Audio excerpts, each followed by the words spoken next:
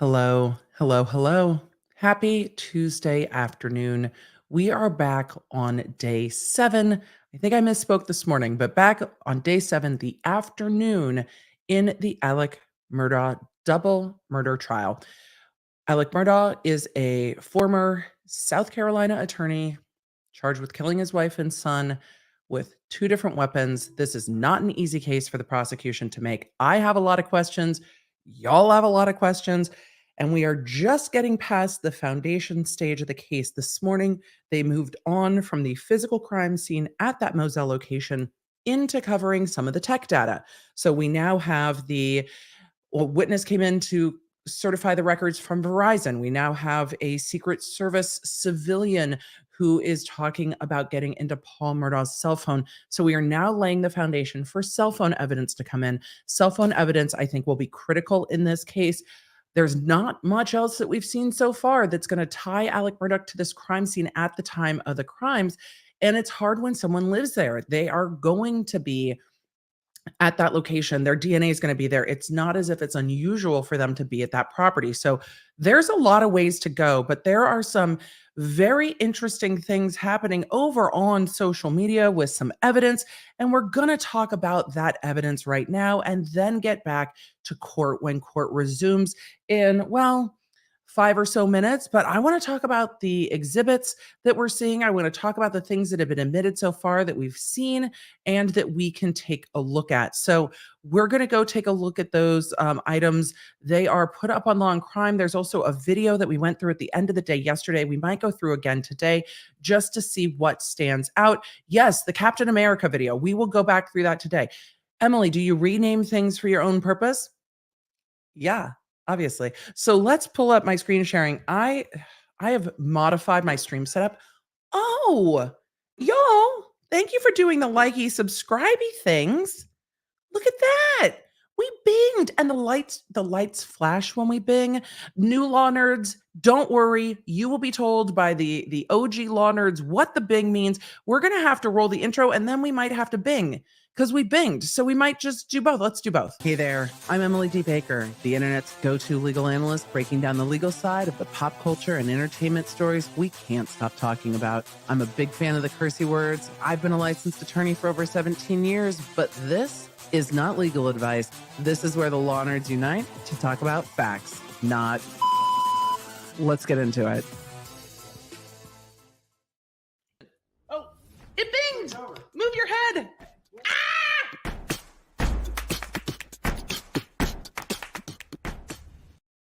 We binged. Thanks, everybody, for doing the YouTubey things. All right, we've got some exhibities that we need to go talk about. Why do we call them exhibities? Well, one of the prosecutors said it during the Darrell Brooks case, and I thought it was a delightful moment of respite from how heavy that case was. And so we tend to take these little moments of respite and say, thank you, thank you, thank you. We need some moments of lightness and respite in trials that are so heavy. Humor is one of those things that, though sometimes it feels dark when we are talking about cases like this, is very much a needed release valve. I can guarantee you that within the lawyer's sphere, there is definitely some levity happening. So let's talk about this. I retweeted this tweet from Liz Farrell. We're going to go through this thread real quick. Here's a question. SLED agent Melinda Worley, this is the agent that testified yesterday and then the day. Was she on the stand Friday? Yes, on the stand Friday, and then cross-examination resumed Monday. She's the one that looked like Jodie Foster. Said that this was a photo taken the night of the murders. So we're going to look at this photo real quick, and there are some key things I noticed about this photo and others. So the question here, let's get back to the question from Liz Farrell. This is a screenshot from SLED agent Jeff Croft's body cam, and we'll talk about that, from 2:23 p.m. the next day. Same gunroom. Does anyone know anything about ping pong tables that turn into pool tables? Because now we've got a pool table that's covered with a tarp with the weapons on it. But it's not the only difference here. So we've got a couple things we need to talk about. More importantly, why would the table change like that overnight? It's not a big deal. It is a big deal if things are substantially different. For me, lawyer brain is like, no, this might be a thing because we've got a lot of changes to this room, not just that one. which either calls into question it calls into question a lot of things, but the thing it's gonna call into question most for me is not the body cam footage. The body cam footage is well stamped, but when this photo was taken. So this is the same gun room. There's that rack of clothes. The rack of clothes looks different in the video. In the video, this looks like a vacuum handle to me. Oh, my pointer is still off. Back by the rack of clothes, it looks like a handle for a vacuum cleaner, but in the video, there's an elliptical back there with a towel over it. This is clearly a ping pong table. We got the double decker TVs over to the side. Apologies again for my pointer just living its best. I will fix it after break. I forgot when I went to go get my nuggies today for lunch. Y'all saw I was hungry and I was ready. Nick Ricada pointed out in a response to this that these couches in the back here, beyond the table, are now separated more like love seats. So they are separated, even though they're both big brown chairs, they're separated. This is one lamp here over by the door. Here it looks like there are two lamps, or maybe it's just a weird view of the same lamp. Oh, it could be with the deer antlers. To me, it looked like two in this photo, but there's also cords hanging down back there, and it looks like a different table. It doesn't look like there's cords and stuff behind this lamp when we're looking at the stand that the lamp is on. I feel like it's one of those seek and finds that's just miserable. But in this one, if you see the power cord down here, the elliptical's down there. But when we go look at the video, we're going to see it different. So I'm going to pull up the exhibits that Court TV has posted. Thank you, Court TV, for posting these so we could all see them. I appreciate it. These are some of the other exhibits that we will get to later. This is the side door to the home where the stoop was, where the ammunition was collected. It looks like the next photo here is going to be the ATVs. These are the ATVs they talked about whether or not they had biological material on them and whether that was tested. We know that it wasn't. These are hunting ATVs, and that was the point made by defense. While defense was arguing to the jury and no one was objecting to it, the defense was like, but it could be deer, it could be whatever. Fair, it could be deer, it could be whatever. Nobody tested it, nobody swabbed it, so they can't really argue whether it's biological material, and they probably can't use it to show which direction stuff went. So we've got that as a potential issue. Here is a different still of the gun room. We're going to go through that video. That video is available. This is a still image of the open gun rack. This is a still image from body cam. It looks like of the side of the house, though it could be a taken photograph, not a still, because it doesn't have the timestamp up at the top there. This is the stoop where they were finding those brass cartridge casings. See if you can find those in the grass. I see them, but they're not easily seen. Not easily seen to the naked eye, but the officers were there in person and looking for them. So this is collection of those casings. You can tell again it's a still from a body camera when it has the indication up at the top. This is them again collecting. This is that video we're going to go watch again because I think we need to. Me misidentifying the flowers. I am definitely not an expert, but they found more brass down in the grass down here. Let's see. This is more of the stoop where they're collecting casings. This, I think, is what they were calling the shoot house.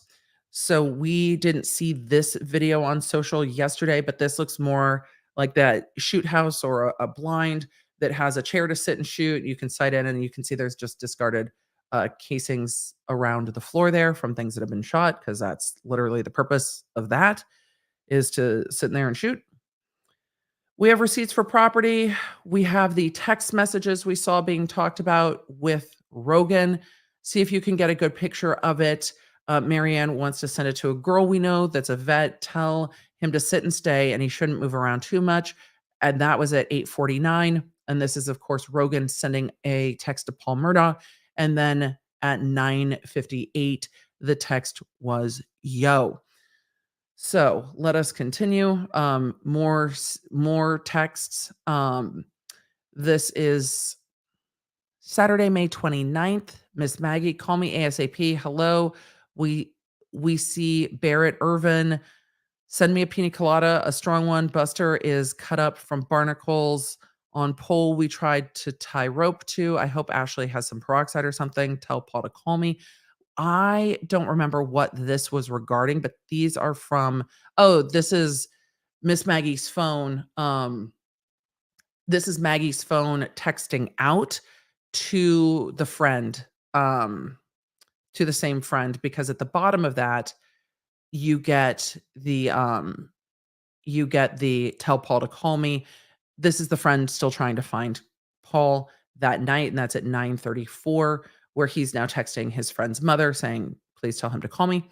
Evidence bags. I wanna get to more photos of the room. There's a lot of photos of evidence bags. Again, this is on Court TV.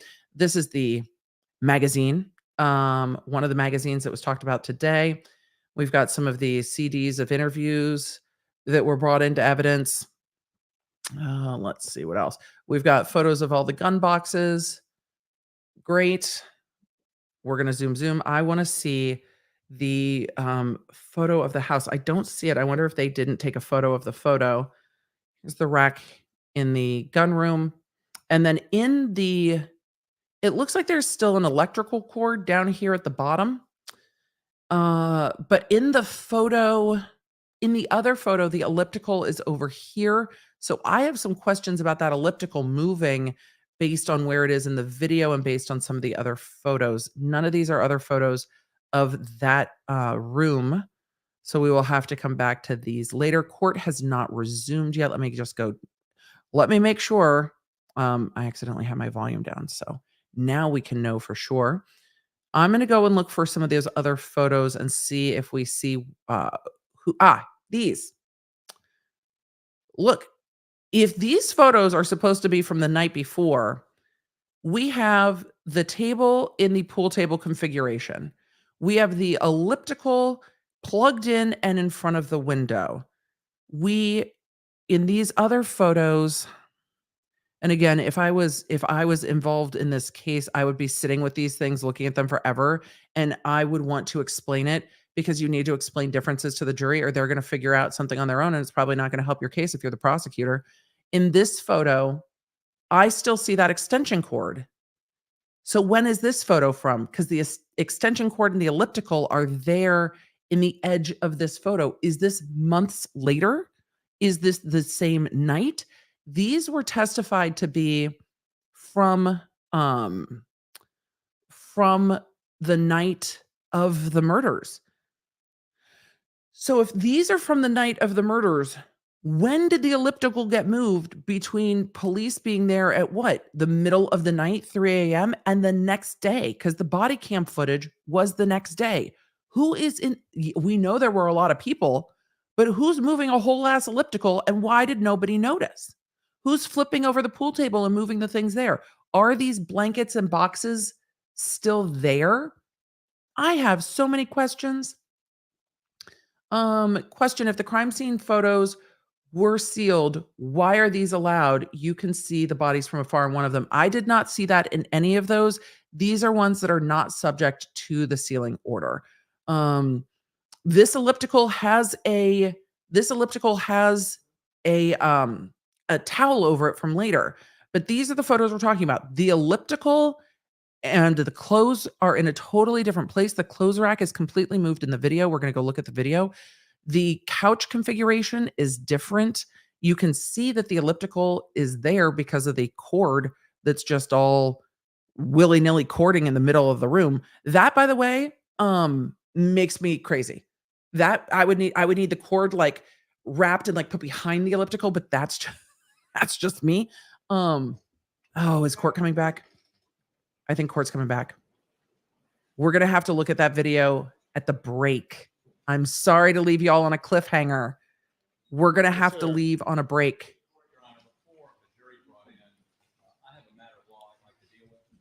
Counsel has a matter of law he'd like to deal with. Attorney General's been very accommodating. Going to call this afternoon this morning.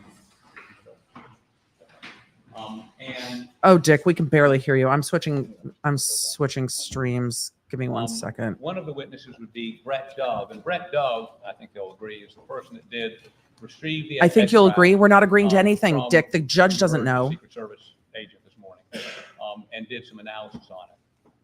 I'd like to show the court. Is this working? Can I have the Elmo on? What do you need? I think you all agree is so frustrating to me. The court's not going to agree with anything. He wants you to tell him what you want. State's exhibit number. What is the problem? 299.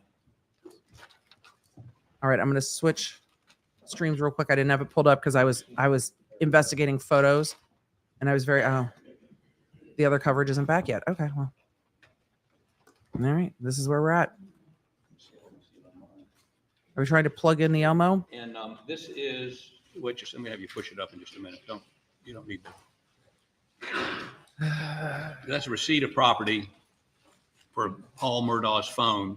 And if you'll slide the thing down a little bit, no, the other way. You'll see that Bobby, what's his last name? Bancroft? Right. Received it from David Owens, who gave it to Bobby Bancroft, who then gave it to who? R. Kelly. Not that R. Kelly. Right. And then they're not letting him do phone Paul forensics.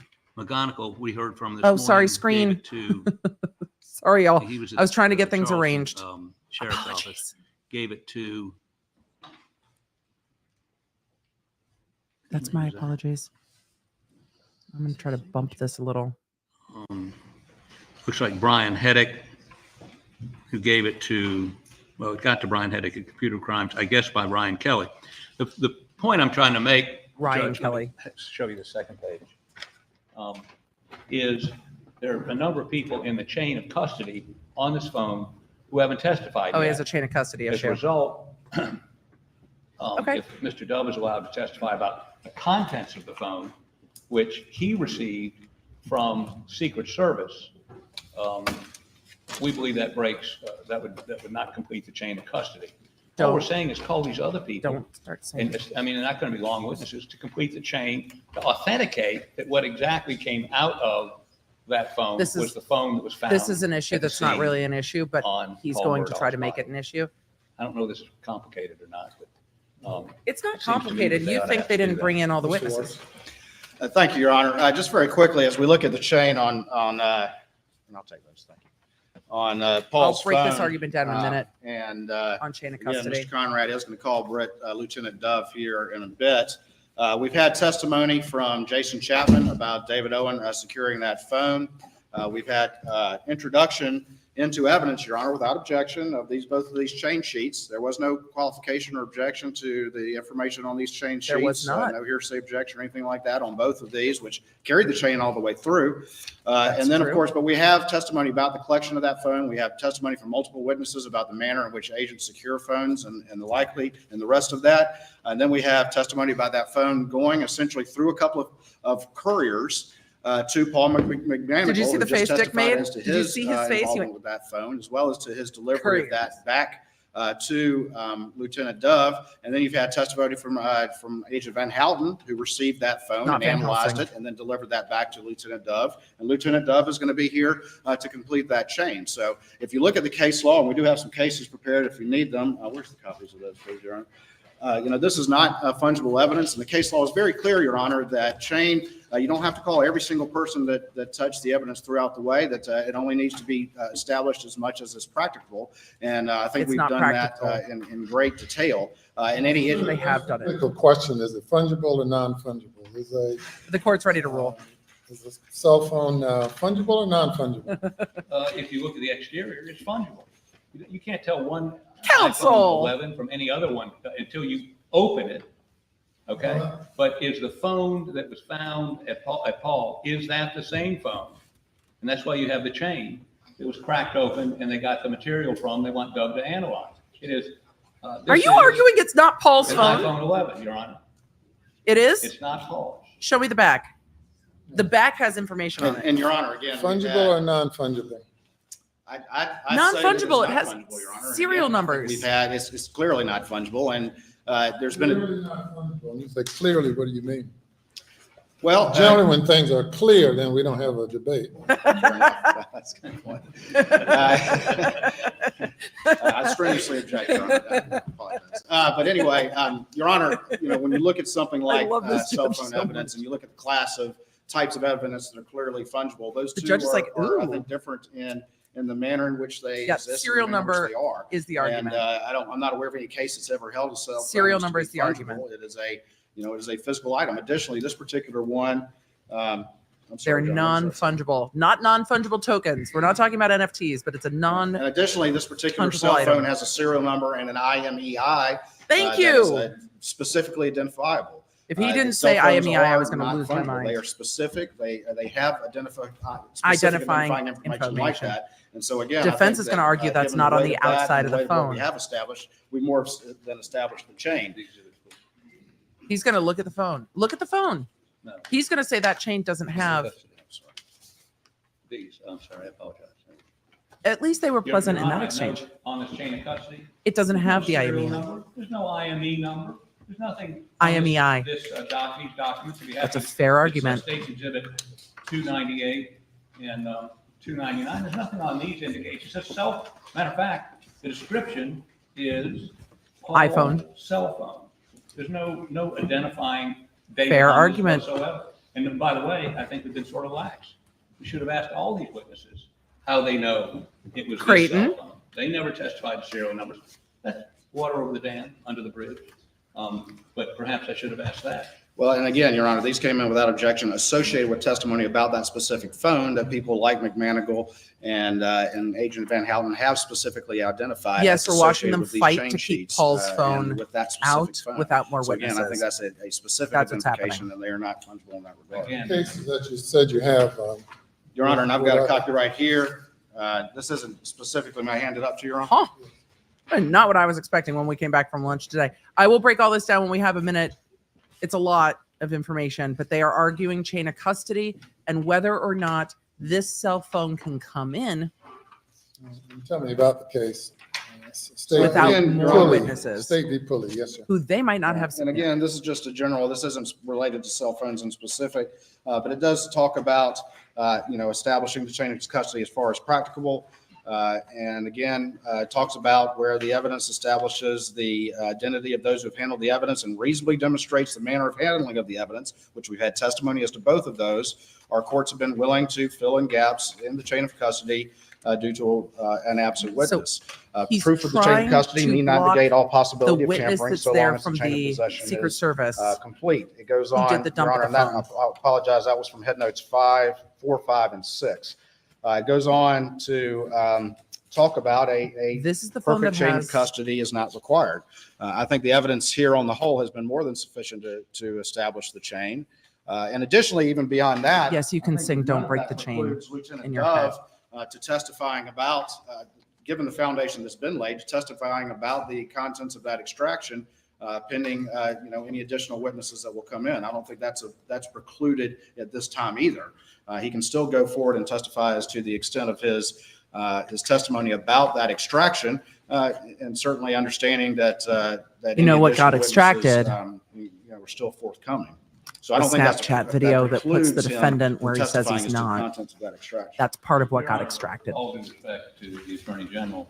The jury's not in the room. Footnote says when establishing chain, Always the headnote footnote. 4, when establishing chain of custody of fungible Good lawyering. evidence where multiple people have handled or analyzed the substance, the identity of the individuals who acquired the evidence and what was done with the evidence between the taking and the analysis must not be left to conjecture. And It's there's not nothing in any document we've conjecture. heard or any witness that is specifically identified that I got cell phone M4381 and gave it to somebody else who says I got that same cell phone because it had the same serial number. If that's not conjecture, I don't know what is. And again, what's the big hurdle here? He's got 3 people he needs to call. Unless there's a problem with one of them. What's the problem for that you, signed this Dick? document that didn't have it. And I think that this He's is an like, important piece of evidence. Why is it a problem And if it's we not ought a to problem? Require what's required by this case and every other case. Good lawyering for Where there's a Dick. fungible item. And Your Good Honor, lawyering again, for Dick. going back to head notes 4 4 and 5, testimony from each custodian of Probably fungible evidence, the however, best is not a lawyering we've seen prerequisite this whole to establishing thing. a chain of custody. Again, we've had testimony about collection. We've had testimony about the manner of collection, and we've had testimony from those who actually analyzed it in the interim to get to Lieutenant Dove, who will then complete that analysis. So we've got testimony about collection, we've got chain sheets supporting that, and then we'll have every person who actually analyzed it. And I think that's more than sufficient chain to establish its admissibility. Oh, lots happening. I'll get there. Anything further? Last word. Nothing from the state, Your Honor. Last word, Dick. Nothing from the defense. Wow. To the extent that this is a motion to exclude this testimony. That was a little of the an motion unhinged is wow, but Dick denied. said no, nothing I do further. not believe that the portion of this case that State v. Pulley that says the I'm riveted. the identity of individuals who acquired the evidence and what was done with the evidence between the taking and the analysis must not be left to conjecture. There's no conjecture here. It's already in evidence. I believe that a cell phone is not a fungible item, but It's been kind of boring the is, last few days. um, I'm very excited. for the lawyering. complicated to the degree that there's analysis. There was analysis done with the cell phone. It also but determines the it's testimony, particularly the testimony of Van Houten, sufficiently establishes that this phone was not tampered with, could not be tampered with, and I believe that the state has sufficiently established the court makes a chain. great record. Cases have held that a perfect chain is not necessary, and They didn't I believe the break state the has chain. sufficiently established the chain of custody to the degree necessary the that mic the like a next vandal. witness can testify. So I deny the motion, and the objection is noted for the record. Your Honor, Good objections. with all due respect, we accept her It's noted for the record, yes. from the old school. It's noted, Dick. Bring the jury. Bring the jury. God, I love this judge. He made a great record. That was good lawyering on Dick's part. Look, not all prosecutors would have been able to handle that as well as Creighton Waters handled that. This is the kind of technical issue that can really trip up prosecutors where they're like, if you don't have one of all of those witnesses, it could keep your evidence out. That, while it might be annoying, that was good lawyering on Dick's part. He made a good argument, but it was also good lawyering from Creighton Waters. He clearly knows his case. He knows his case law, and he knew that this was the kind of shit that they were going to pull. So he had the case law ready for the judge, and the judge was like, well, here's the case law and I'm ready for it. But did you see what Dick did? He took that case and was like, well, at footnote 2. That was great. That was fantastic. That was great lawyering. This is the kind of lawyering I want to see in a trial. Yes, am I overly excited for a double homicide case? Probably. But it's been days and days of foundational evidence talking about if a turkey's a waterfowl and what kind of shotgun shells they Thank are. you. And it Your just next is witness. mind-numbing. So to Thank you, see Your Honor. The state would call really John Bedingfield. good lawyering is really nice to see. So now we're getting into another witness, John Bedingfield. Wait, is this the same the witness that was on? No, Van Houten was done. So this is John Bedingfield, new witness, with regard to what happened with that extracted data. Raise your right hand, left hand on the Bible. You affirm the testimony about to give the court of this So that was great. So the court denied it, but that was fantastic. That was a good move by the defense. For the record, Rattled spell the your last name, prosecution please. right after lunch, woke the rest of us up, and you can see John Bedingfield, B-E-D. there are some things Dick is very INGFIELD. sharp at, Mr. Bedingfield, how you doing today? Doing good. and he was very good Tell at us where you that. live. Barnwell. All right. Tell us a little bit about yourself. You grow up there, or Grew up there, born and raised in Barnwell. All right, I'm going to switch feeds. Worked there my entire career of 28. Give me 1 second. We're going to switch feeds. Why isn't this feed back yet? There we go. Because of me. And I mean, they're not going to be long witnesses to complete the chain. Which is the Midlands region, Lake Murray, Lake Marion. So and is that a law enforcement position? Yes, sir, it is. Are you a class 1 officer? I am. And you said you've been with DNR how long? 28 years. Has that been the extent of your law enforcement career? Yes, sir. So Are you still employed there? Yes, sir. Do you have any other businesses or any other Yes, the gun economic guy. stuff you're associated with? I do. Back in 2016, I got a federal firearms license to sell and manufacture firearms. And tell me how you got into that. What led you to develop that? Is that like a side business? Side business is just a passion I had of working on guns and building guns. Decided to turn it into business. All right. And you mentioned federal 'Cause why firearms not? license. Is that what people know as an FFL? Yes, sir. All right. Just tell me very quickly what it takes. What does it mean to have an FFL? It means you can transfer firearms to individuals. You do a background check upon that sale or transfer. Okay. If you're engaged in sort of the commercial sale of firearms or as a business, do you need Also an FFL his to do cousin. that? Yes, sir. All right. And that's different Also from his private cousin. sales back and forth. Is that Correct. correct? Okay. And with an FFL, does it come with an obligation to keep certain paperwork that with regard to the This is laying firearms the that foundation you're for the involved in records. selling? Yes, sir, it does. And explain to me some of the paperwork The that you regular have course to of get business. and some of the paperwork you have to keep when you're selling Ooh, firearms. that was with an exciting after FFL. lunch, y'all. When a firearm comes in to me, Alec Murdaugh's it- cousin. It gets logged into a log. Upon its Defendant's sale or cousin. transfer out, it gets logged out with Oh, the that's so interesting. 4473 background check. All right, We're and gonna tell me what talk about more about the 4473 chain of is. custody after It's lunch. Person's personal information, gun information. It gets called into the ATF and it gets approved or disapproved for transfer to that individual. Is that like a federal form? Is there instant background check? Yes, sir. Like every federal form's got a number on it? And that's what's the number? 4473. 4473? Is that the one where you have to check the I mean- form saying I'm not a drug user and I'm not a part of a terrorist People are organization regularly and all that related. stuff? People are regularly You related have to to ensure cases. that those are He's not filled an out. investigating officer. Yes, sir. He Sell is, firearms, is that correct? Yes, sir. What type of he's firearms are you- the are you weapon. He selling? I sold mean, do you the manufacture them from scratch or how do you do that? 300 blackout Early on I ARs. did. Wasn't lucrative enough. So he modified the I was rifles? just buying and selling. Right. So I it's would- not I a would conflict. He's just a buy a witness. gun, configure it, or buy parts, configure it as an individual wanted, and provide it to them. Okay. So just a witness. And so where saw the would you, things. where buy parts from? What's a big source of parts?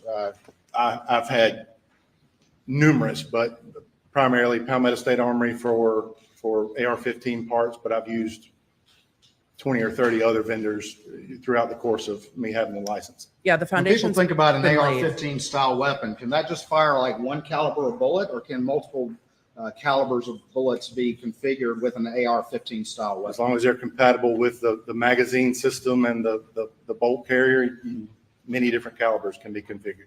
Like what? What's the most common AR-15 calibers? 223, 5.56, which are more or less interchangeable. 300 blackout, 6.5 Grendel. Okay. ammo All right. And the things. most common one you said was 223 and 5.56? Yes, sir. All right. And then 300 blackout is one you mentioned. Yes, sir. All right. Let me We've ask heard you a lot this. about Are it. you at all related to the defendant, Alec Murdaugh? I am. All right. And what's the relation? Our grandmothers were sisters. We're grown up with the Murdaughs as cousins. All right. So you've known him your entire life for a Yes. long time? Okay. At any point in time, did the defendant, Alec Murdaugh, approach you about perhaps assembling or making some firearms for him? He did. All right. And do you remember roughly when that was? Would have been around Christmas of 16. Okay. And what was your conversation with the defendant over there about what he wanted you to put together? He was looking for a couple of guns for the boys to hunt pigs with. Okay. And did y'all have a discussion about what type of gun, what caliber, and that sort of thing? We did. I kind of steered him towards the 300 blackout just because of its effectiveness on hogs versus a 223 or 5.56. All right. And just very quickly, between a blackout and a 223 or 5.56, why did you suggest a blackout as a more effective round than those? Stopping power. Larger caliber, larger diameter bullet, a little more knockdown power for pigs. A 223 at that time, there weren't many larger or heavier grain bullets that were effective. All right. So you suggested the blackout. All right. Did he agree to that? He did. And again, he wanted these for the boys to hunt pigs. That's right. Or hogs. All right. Was there a particular holiday coming up that he wanted them I think for? they're talking about wild Would have been hogs. Christmas of that 16 Christmas. 2016? Okay. Did you ultimately assemble some firearms for him? I did. All right. And describe those firearms for us, how they were configured, what was on them. Give us some detail about them, please.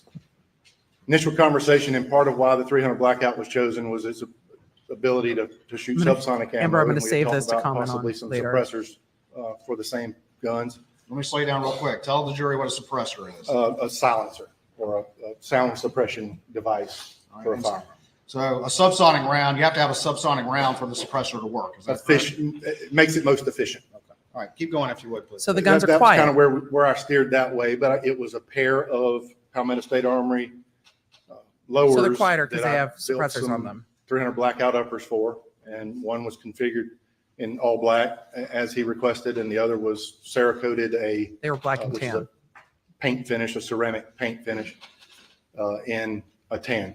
Okay. And when you say Cerakote, is that a service or that you're providing? It does, it is, All right, yes. and just very quickly, tell the jury what you mean by that. What is Cerakoting? It's a refinishing. It's a paint job on a firearm. A lot of items can be Cerakoted, plastic, wood, whatever, but Customize it. you blast the finish, original finish, degrease it, put a 2-part finish on and bake it on. It's a coloring.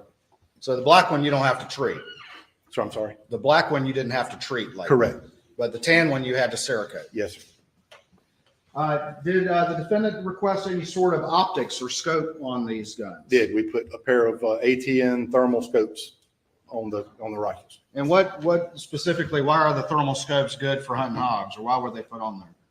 Hog No hunting in objections South to Carolina leading is on legal to this. hunt at night with the proper permitting, and it allows you to night hunt the pigs. It's legal to hunt them at night with the proper permit. So.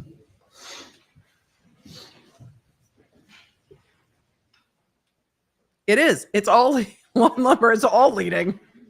And the defense isn't objecting to any of it. Because what Creighton would say is it's foundational, but it is all leading. But they know what All right, this Mr. witness is going Bedingfield, I'm to going to say. show you what's been marked as Exhibit 302 for identification at this time, and see if you recognize that image right there.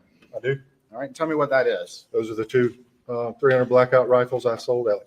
All right, those are the exact two in Christmas. Is that correct? Yes. Christmas. This Those are the matters original because there's a two, yes. replacement Okay. 300 And, blackout, and the all right, let me, replacement is Your suspected Honor, to be this the time murder I will weapon. move stakes 302 and out, please. The replacement is suspected to be the murder weapon, and the replacement Yeah, is put this missing. On the Elmo real quick. That's why this matters so much. So I'm not surprised with 1,700 acres. They've talked a lot about hunting wild hogs out at the property. So none of this surprises me. The thing that All right, matters can you is see that on your screen the there? missing Yes, sir. rifle is then Okay. replaced. And just real quick, if we look down at the end of the barrel on these, what are those things right there? Those would be the suppressors. All right. And tell me about this image. How do you recognize this image? What was going on when this image was taken? That was the day I took the guns to Alec. I showed him, that's how I presented them to him. Again, with the suppressors are still in my possession. We never did the paperwork on the suppressors. And let's unpack that a little bit. Where did you take those guns to him? Do you recall? His office. All right. And they're in some sort of case. Do you recall that case? Yes, sir. That's my hard case. All right. So you brought them in that case? Yes, sir. Did you leave the case with him, or did you take that back with you? I have the case. Okay.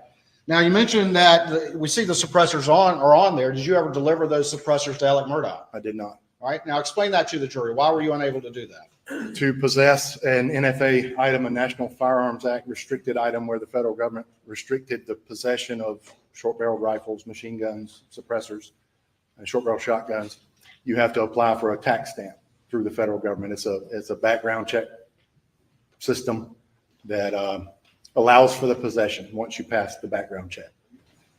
Okay. And had Alec completed that additional paperwork? No, we never completed it. Is that for the suppressor? Is that additional paperwork in addition to what it takes to normally get the Yes. rifle? Yes. Okay. What was y'all's discussion, if any, about that paperwork and completing it and all the rest So of it? no We had suppressor? some random discussions. I'd egg him from time to time. Hey man, let's get the paperwork going. And he was going to put them in a trust, which was an entity which would own the items. And we never got it all put together. Because of the Wait, special legality what? about suppressors, is it common for people to set up a trust, a legal trust that actually owns those suppressors? Yes, it is. And that was the paperwork that Why? needed to be Wait, completed? why? That and the application side of it, but Wait, that was the Creighton, I got He was questions. like, I'm gonna get back to you, I'll do it, and just never did. Did he pay for those suppressors? He did. All right. He just never received them. Correct. Where are those suppressors to this day? They're in my inventory at my business. That's Um, interesting. At some point in time, did you ever It have might be another common. conversation He with just didn't Alec explain it about to me, and making I don't another live there. blackout? I did. And when The roughly jury was might be that? like, You yeah, recall? It and would have been around April of 2018. April of 2018. All right. And The what did Alex suppressors aren't tell you? illegal What was your conversation with him about making South a Carolina. third blackout? That Paul had lost or misplaced his rifle and he wanted to replace it. Okay. And did you ultimately make him a third blackout? I did. Did this particular rifle, did you put any optic on it? I did not. All right. Did Alex say, don't put an optic on it because he already lost the other one? Yes. Those optics are fairly expensive. all It can leading. be, yes, sir. All right. And roughly how much were the thermal optics that we see on this particular picture that's on the screen, the exhibit I previously had admitted? How much? $1,500 to $1,800 each. 15 to 1800 for the optics. So the third one did not have an optic on it. Correct. Because Did you apparently ultimately Alex provide that said weapon? I did.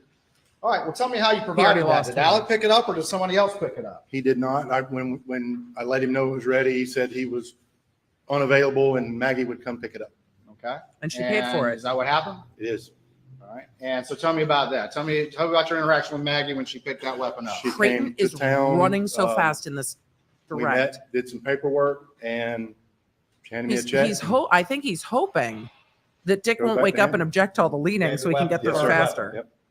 She would have completed the 4473 with me. All right. So you made 3 blackouts, excluding the optic, roughly in the same configuration. Maggie picked up that third one, correct? Yes, sir. My All right. neck. Let me show you some exhibits real quick. I'm so curious. So, all right. Well, what we have are, the discussion about where the missing gun went. These guns are not uncommon in the area. They're not illegal in the area. So I realize they might be illegal where you're at, but this is not illegal where they are. So it's what we're walking through. Which is again why we cover trials from all over the country. Let 'cause me it's show you what's been marked. different. Previously marked for identification was states 247. And I'm gonna have you flip through those and just first tell me, Drew, if you recognize the documents in states 247. I do. Miguelina, I Tell saw me your what question. those Give me are. 1 second. The first would be the original check from Alec for the first 2 firearms, cancel check to me. Second would have been the third from Maggie, cancel check to me. The third and fourth page would be the firearm log. We'll talk more about that in a minute, but that's part of your firearm log, is that Yes, correct? yes. All right, and then I'm gonna show you what's been marked as, hold on, I'll staple this. So this witness we heard a lot about. We heard a lot about this witness earlier on because we knew the I'm gonna paperwork show was you what's been coming marked in as states 245 and see if you recognize this document. through this witness. So we had to get to the I do. foundation of those All right, tell me what documents that is. It is to the show that the gun was replaced. original 4473 from the first 2 firearms to Alec. All right, let me see this back real quick. Your Honor, this time, we would move states 245 and 247 into evidence. Can we get the date Admitted. on when Maggie All right. picked it up, please? Put these up on the screen. All right, this is States Exhibit 247. Can we just get a And we're can we get looking a now at the date? First page. Describe to the jury what that is, please. That is the cancel check from Alec for the original 2 firearms. For the original 2, Yes, sir. and what's the price on that, please? Ooh, curiosity. I can bring it to you if you I got it. $9,188. All right, and what's the date on that, please? I'm sorry. What's the date on that? 12/23/16. Thank you, Creighton. Is this a record that you kept in accordance with your For the 2 guns with The everything on check, them, no, sir. We retrieved that from my bank. $9,000. All right. Go to the second page of this exhibit. Oh, he got paid. You recognize that? Tell me what that is, please. That is the check for the third replacement 300 blackout to Maggie Murdaugh. That's the check she wrote to me. All right, and what's the amount on that one? $875. All right, so the first one for 2 of them was $9,188, correct? Yeah, they didn't And put all the second things one on. is only $875, is that right? Yes, sir. And it's the difference between those that the second Leading. one didn't have the optic and didn't have the suppressor. Leading, Is Slings. that part of the difference? Yes, sir. leading. What's the date, Creighton? Stop leading and ask for the date. All right. Before we get to the rest of that exhibit, Creighton! I go to The 245. date. And I'm going to show you this. This is what now? That is the 4473 for the first 300 blackouts.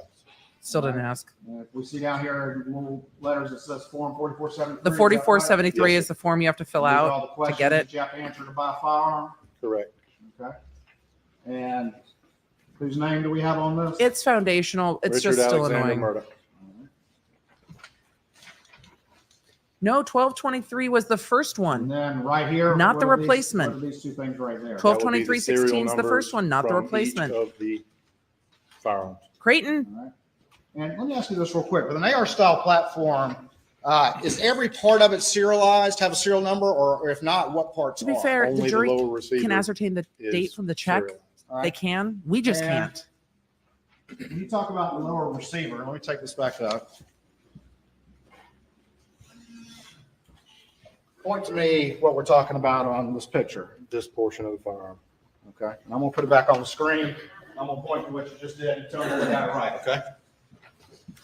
I just wanted to know when they That's this purchased it. portion I right think here it's in is the lower 2018 receiver. too. Yes, I want to know the And date of the that's check. serialized portion, correct? Correct. All right. And finally down here, what do we have right there? The date, All right. What's the date on that? January 10th, 2017. Is that on the form?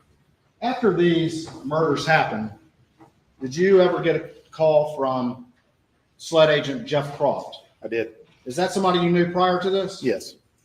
Knowing him from growing up in Barnwell or living in Barnwell? Through my law enforcement career, him at the county and our kids were in Leading. school together.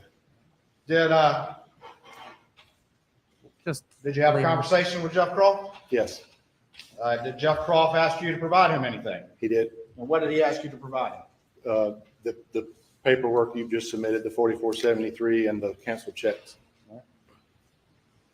When you initially responded, did you send him the paperwork for all three blackouts that you made for the defendant? Or Not just not for- initially, I don't think so. I don't recall exactly. Just the first Just the two? first two, I feel yes. like I'm All right. being yelled at by Creighton. And did you have a subsequent conversation with him some point later in time? Yes. Me too. And It's what was just the nature of that conversation? That there was a third. And I feel like I'm in trouble. Through an audit. like I don't know why Creighton's yelling at his own witness. And provide what I did on the third. It's So just there was an inquiry made as to where there was a third one, and you said yes. I there feel was a third. attacked. Correct. Do you have all your paperwork for that third one? No, sir. The 4473 is unaccounted for. All right. So you went back looking and you couldn't find it. Correct. All right. Did you make any efforts though to determine which one that gun must have been? Based on the canceled check, the date of it, and the only missing exit from my log, it would have been 111, I believe. Is that? All right. I'm going to take you back, exhibit 247, and have you look at the last two pages of that exhibit and explain to me what you're talking so about. 11117. So each firearm that comes in is numbered and described. It's a receipt and disposition form. And what was different about 111? It was blank. Okay. So did you do some process of elimination here? I did. You looked at the date of that check in April Leading. of 2018 for the third blackout? It's all Correct, leading. yes. I gotta turn And you looked in down. your log, and this was the one that didn't have any You other are information. down. Only one of many years that it could have even been. So the only missing thing from his log for many years is a gun for his cousin's kid. And is this 111 right there that you're talking about? Yes, sir. Okay. Hmm. And then we go to the second page, and if they were laying next to each other, it's like a logbook. Correct. And if these pages were laying next to each other, this was the blank one, correct? Yes, sir.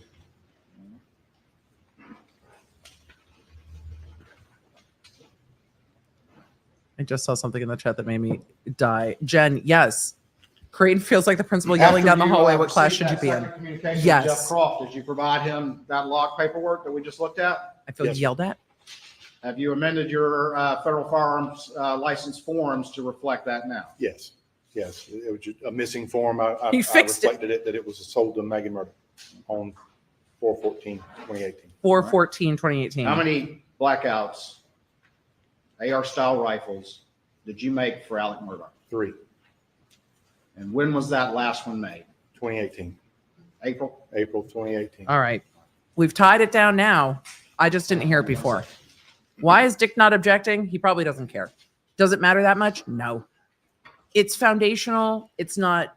This witness, there's nothing that's going to go off the rails with this witness. It's all on paperwork. Thank you, Mr. Bedingfield. Answer any questions the defense may have, please.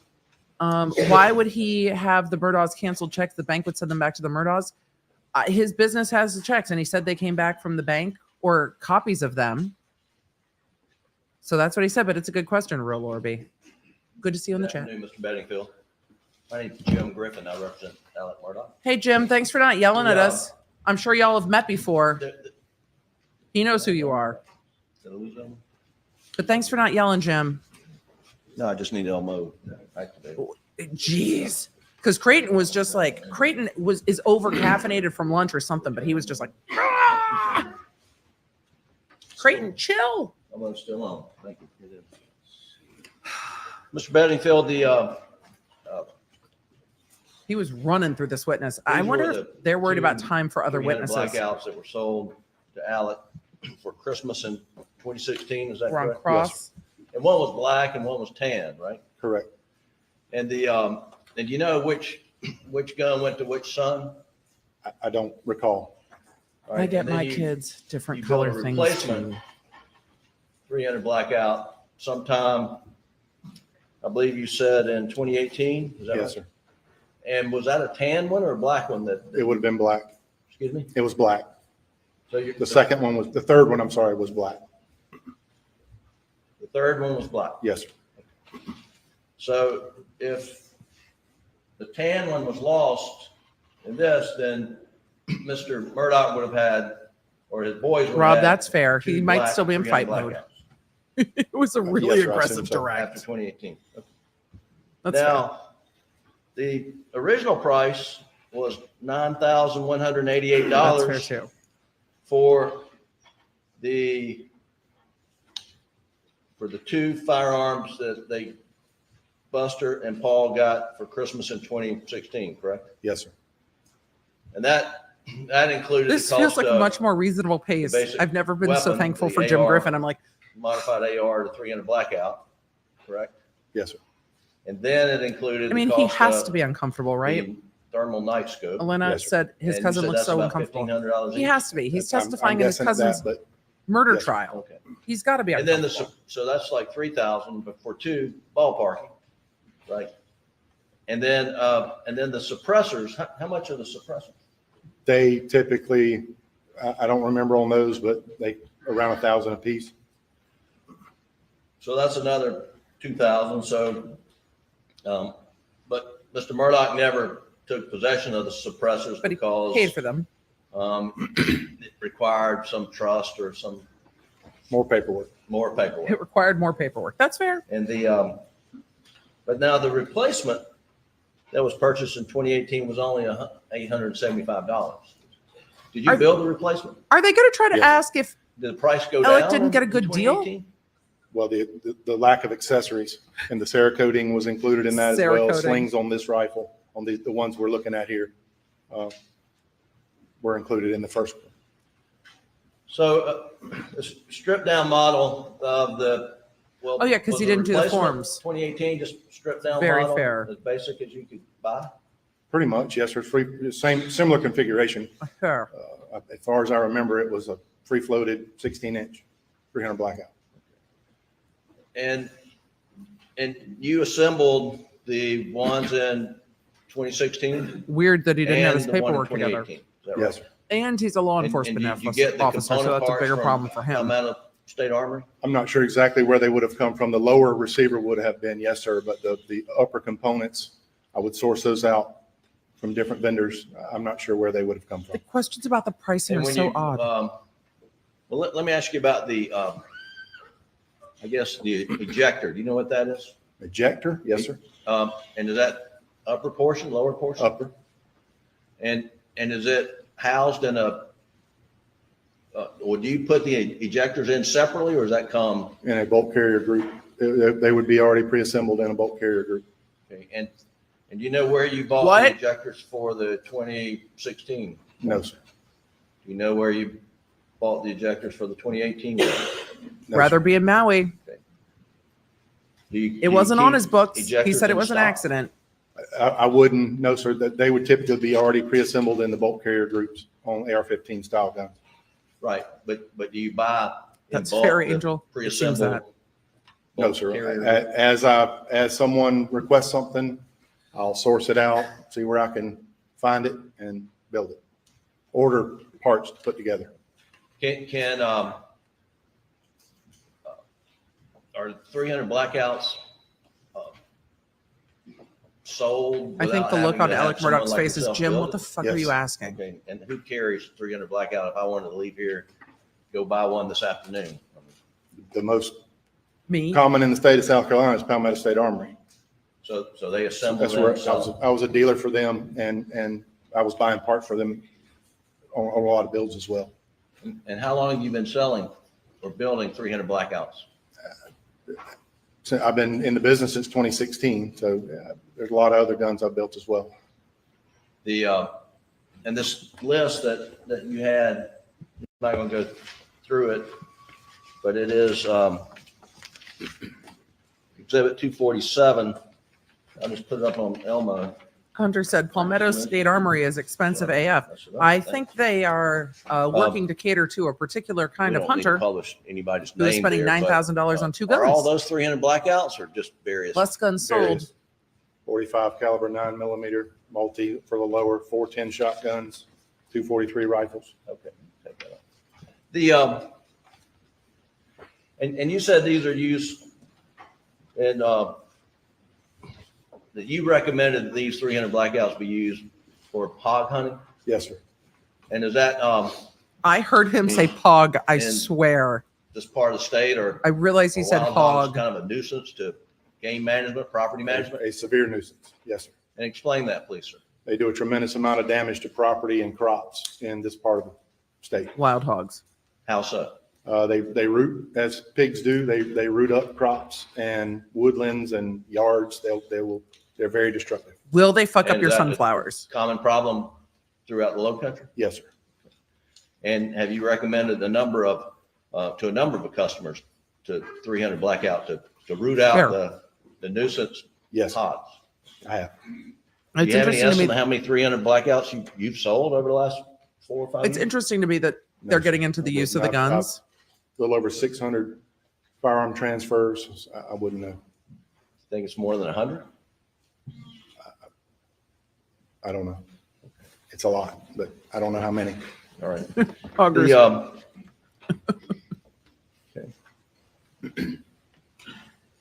You mentioned that you and Alec Murdaugh are Cousins. related, is that right? Yes, sir. Jim! How are you related? Our grandmothers were sisters. Were you sleeping? And does that make, and your I'll call us second cousins. We're cousins, fathers were first cousins, right? correct. It's South Carolina. And They're like, you we're just spend- cousins. Over the years, you spend time with Alec and the boys? I have. Not a lot with Alec, mostly with John Marvin. His brother. Have you been camping with Alec and the boys at, Where is this going? I think that Dad used to host a big camp every year, I have. and you've been fishing with them, Not much. been hunting with them? No, sir, not Alec. Okay, I have with John. right. I'm better friends with his brother. You've known Alec for quite some time? My entire life. Are you, well, a gift of Alec's demeanor changed. some $8,000 is a pretty nice gift for two 9, boys, right? Yes, sir. 9,000. Did you ever observe Alec around his sons? What kind of relationship they have? That's where it's I going. have. And how would you describe their relationship? It was always good. When he called me, he was excited about getting these for his boys. And it was a big Christmas for them. I Yes, take sir. it. All right. 1 second, Ron. I was really excited to get my kids a PlayStation for Christmas.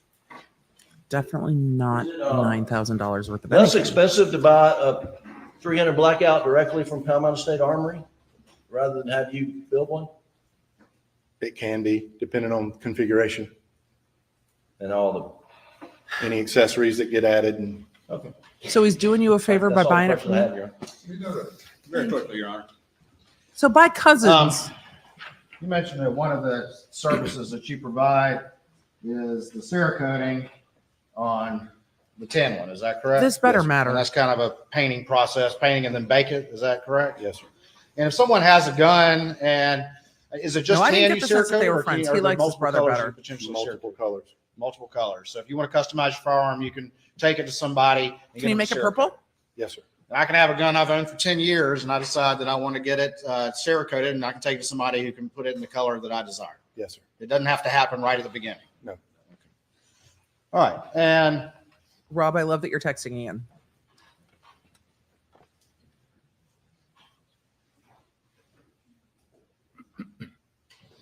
looking at right here on page. Everybody is eating their lip. Did you third not page eat of lunch? State's, exhibit Bring cheese 247. sticks. They're delicious.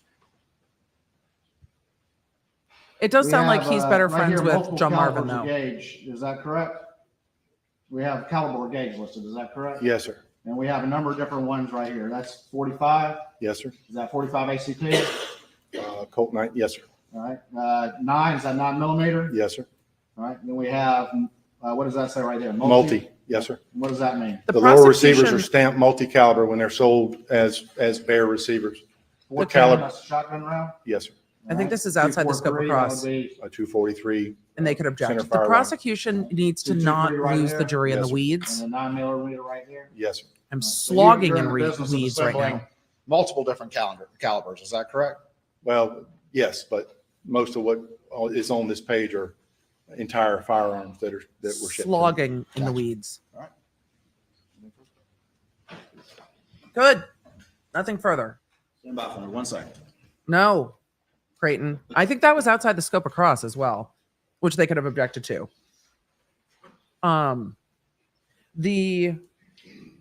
The defense has not objected much, though they Nothing could have. further, Your Honor, thank you. I do appreciate Anything further?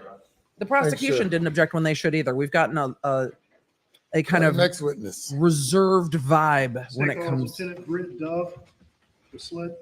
Here's Lieutenant Dove with SLED. We're going to get into more stuff about the cell phones based on the motion after lunch. The motion after lunch was great. And then we kind of went into the weeds a little bit. We had to. This was important testimony. We needed to do this testimony, but it's just. So that replacement 300 blackout is what's missing, and they say that one is the murder weapon. So that is part of it. Spell your last name for the record, please. So now we're going to get back into cell phones, I think.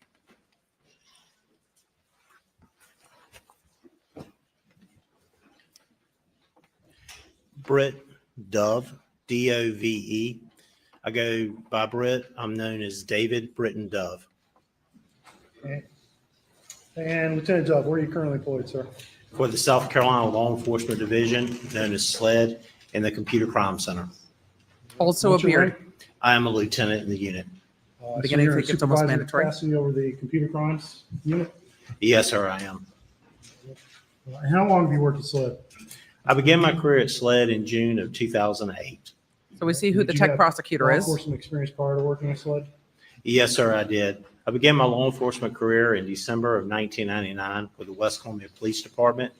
I served as a patrol officer and a school resource officer with them. I also was with the Richland County Sheriff's Department for several years as a resource officer. And then I came back to West Columbia as an investigator, handling family violence, elder abuse, child abuse, sexual assault investigations before coming to SLED. I get the sense that he testifies a And lot. since you've been in SLED, I believe. 'Cause he's did you rattling say that it was off real 2008 smooth. When you started SLED? Yes, sir. What roles have you filled at SLED since 2008? There are When two I began guns at missing. SLED, I began as the undercover chat specialist dealing with internet crimes against children Ooh, and also doing Undercover digital chat. forensics, Huh. whether it be computers, cell phones, There are two ARs missing. tablets, at the time GPS systems. From there, I moved into the role of working with file-to-file trading of child pornography and dealt with that. And then from there, I moved into the role of doing general investigations while continuing to do digital forensics before I became a supervisor. All right, you're the supervisor over computer crimes, is that correct? Yes, sir, I am. And just briefly, what exactly does computer crimes do at SLED? Computer crimes at SLED, they do several things. One, when local agencies submit digital evidence to us, whether it be a laptop, a Because they are the tower, state agency. tablet, DVR, cell phone, servers, we will go and try to extract the information to look for anything that's relevant to the investigation. We also do handle some investigations. We also do internet and other kind of We'll talk about the investigations. missing along guns with at a doing break. Intrusion investigations on servers and ransomware. Okay. Now, you've Oh, yes, talked there a are little lots bit of about undercovers and computer chats. And phone forensics, and Yep. that's something you have experience in, is that correct? Yes, sir. Where you find people Give trying the to jury a brief groom. description, and we'll get into more details later as we go through some of the evidence, but what I'm is sure he knows computer how to play forensics Roblox. and what is phone forensics, and how are they different? Computer forensics, when we receive a computer, whether it be a laptop or a tower, it's going to be treated the same way. We're going to attempt to remove the hard drive from it, connect the hard drive to a physical write blocker, which is a piece of hardware that we connect it to. We also use a software write blocker. That way we can extract the information and get All a the testimony we bit-by-bit should have heard in forensic depth we copy of heard all that- the but we addressable didn't. area on the drive. And then that way, that's what we work off of, is that copy, so that we can then They don't do not manipulate disturb or the original change. evidence when we're looking to see what's on there. Cell phone forensics are a little bit different. You can't remove necessarily, especially with the newer ones, you can't go and remove a hard drive from the cell phone. So many times what we have to do is connect the cell phone to hardware devices, whether it be Celebrite, Gray Key, Axiom, or one of the other ones out there. Once we connect it, then we will extract the information from that and then work off that information that's extracted from that in order to do the examinations. Right And blockers you are had real training, important. over the years in computer and phone forensics. Yes, sir, I have. Can you briefly describe to the jury some of the training you've had? Yes, sir. Come It's over time to for get a my notes. snack. He's like, I need to get to my I notes am to see all the currently training a I've had. certified Celebrite operator. He's like, I don't remember. I'm a Celebrite certified physical analyst. I'm certified in advanced smartphone I don't- analyst Too much. with Celebrite. I'm certified with, used to be Black Bag, Mobilize operator. He's so I'm certified, he can't certified remember as them a all. blacklight examiner, and I've also received certification for Axon Investigative Certified Operator and Examiner. I'm currently a member of the Secret Service Task Force. I'm also a member of the FBI Cyber Working Task Force and also the FBI InfraGuard, along with the South Carolina Internet Crimes Against Children Task Force. I've received training from Celebrite That's a lot of task to forces. receive these certifications and been tested on those. I've also received training with the National White Collar Crime Center for basic data recovery and acquisition, identifying and seizing electronic evidence. My favorite trainings at the encryption, DA's office were with metadata, Secret and Service, exif FBI, tags, in the white collar. electronic law division. enforcement seminars, They were always basic real computer interesting. skills for law enforcement, network intrusion response program, introduction to cell phone investigations, virtual currency, blockchain tracing, and He's testified so cryptocurrency many times. anti-money laundering, and the future of preserving digital evidence. I've also He's gonna be qualified attended as an the expert, National so Computer yes. Forensic Institute. He with brought his Secret CV and he's Service just reading and it. received training in the basic computer evidence recovery, basic network investigative training, point of sale training, advanced forensics training, network intrusion response program, digital evidence Oh, he's not investigations, done. Great. MAC forensics training. I've also received training from Access Data, also known as FTK, and Internet Forensics. I've received training from Texas A&M, their School of Engineering Extension Services through FEMA for forensic or digital forensics basics, Yeah, he's network not done yet. assurance, information security for everyone, cyber incident analyst and response. Also received training from HIDA courses, Atlanta, Carolinas, and social media resource investigations. Black Bag as technology, where I received training to become a certified mobilized operator. Also with basic technology for autopsy 8-hour online training, which is a forensic tool to use for computers. Intro to DFIR, the divide and conquer process. I've attended He's not magnet done. forensics virtual summits for pattern of life analysis, timeline user generated activities. Pattern life is really Virtual interesting. summit, taking a bite out of a Chromebook analyst. Virtual summit, taking the first steps into Windows and memory He's giving the forensics. names of the things. Virtual summit, the evolution of ransomware, attack, investigation, response, and prevention services. That's just to name a few. I have several more pages of them if you'd like me to read them. I think that's be sufficient for now anyway. That's just to name a few. Have you been qualified as an expert in court before? Yes, sir, I have. In what areas? I've been qualified I'm as glad a the court laughed. computer forensic expert and That also was as funny. a cell phone forensic expert. All right. Approximately how many name a times few. have you been qualified in court? 6 times total. All right. Your Honor, at this time, the state would seek to introduce Lieutenant Dove as an I'm expert. very in surprised. He's only been, Cell phone forensics. he's only testified as an expert 6 times. I'm very surprised by that. Qualified as an expert in the field of cell phone forensics. The court must have made a face because the audience laughed. Thank you. He goes, I find the All court right, Lieutenant Dove, behind the witness a few minutes ago, you qualified. briefly kind of discussed the process of extracting data from cell phones. Is that correct? Yes, sir, I did. All right, let's get into a little more detail of that process. First of all, when you receive a cell phone Sir, tell us about in a locked Snapchat. state, are you able to access the files on that phone? No, sir, we're not able to access all the files on there. Why is that? Because with modern cell phones, when they are in a locked state, the files are encrypted on there. They usually use 256-bit encryption, and they're based with the. I'm ready to Apple learn things phone, about for this instance, witness. They're I'm ready based to at a learn file about level things with encryption this so witness. that you are not able to pull the file out and look at it until you decrypt it or unlock the file. He is too expert for his shirt. And once the Oh, phone is unlocked. Val Wolf, half you're his then job able is to training because access he's a the data, supervisor. correct? Yes, sir, we are. What is a phone extraction, first of all, and then what's a phone extraction? A phone extraction would be us retrieving as much information, user information off of that phone as possible. And then once we take that information, it's put into, depending on the software, a lot of times it's put into a zip file. And then we'll process that zip file with another piece of software to I go want him through to and do all the decode testimony. and look at the information. Okay. And what kinds of information can you get from a phone via an extraction? There are several different types of extractions. Y'all, if One you want to know what is an law advanced enforcement can logical find out about your extraction, phone, which is now's kind the of time to pay surface attention. level, what you would see on your phone if you looked at it. Then you have full file system extractions. They go deeper, which will get hidden files that you may not see, like databases in there that'll run in the background that you won't see, but yet it contains information. And then the ultimate is a physical extraction.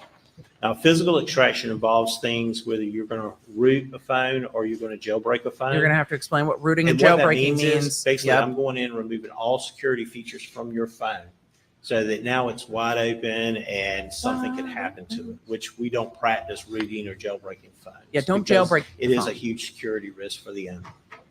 It used to be very And I common think you practice. kind of with mentioned iPhone. this, but there are different types of phone extractions, correct? Yes, sir, there is. And just name a few of them. There's the advanced logical extraction, like I described, it's just kind of the surface level that you go through. It's what you see on your phone. If you look at it, you see the text messages, call logs, pictures, things like that. Then you have the file system, which are going to get you databases in there. They're going to get you things that you're not seeing, along with the surface level. And then, of course, you have the physical, which ultimately gives you programming ability to the phone. So there's three general categories or types of extractions. Is that correct? Yes, sir. All right. And imagine in doing this in your computer lab, you have access to multiple types of software to help you extract and process this data off these phones. Is that correct? Yes, sir, we do. All right. And what's some of the software you use to help you with these phones? Some of the software we use, we'll use Cellbrite, whether it's their UFED Touch, which is a hardware device to extract information. They have a 4PC version, which is, it sits on your laptop or your computer. We'll use that to extract. There's also Axon by Magnet Forensics that we'll use to extract stuff too. This And is then a fight in Cellbrite depth we also heard offers several other over things. what software was The one being we'll used. use a lot is GrayKey, which we use to extract information from iOS devices or from Android devices. And how do you decide what software to use on what device? It really depends on what we're looking for and the state of the device when we receive it. If we receive a phone that we have a passcode to they're just looking for call logs and pictures, the investigator, sometimes we'll just use Cellphone for PC or physical analyzer, and we'll just do advanced logical extraction for them. Most of the time, though, we always try to get a full file system because there's additional stuff we can see and look at besides just that surface level stuff. So if it's an iOS and Android, sometimes we'll use Gray Key. If it's one of the other ones, sometimes we'll reach out to the Secret Service if we're not able to and use Cellbrite. Which we saw here. The Secret Service owns And the Cellbrite Premium, We'll which talk in they more use to detail get about into each Paul's phone phone. later, but in terms of your testimony today, we're going to focus on 3 different phones. And that's Maggie's, Alex's, and Paul's. And you've been able to process all those phones in your lab, is that correct? Yes, sir, I was.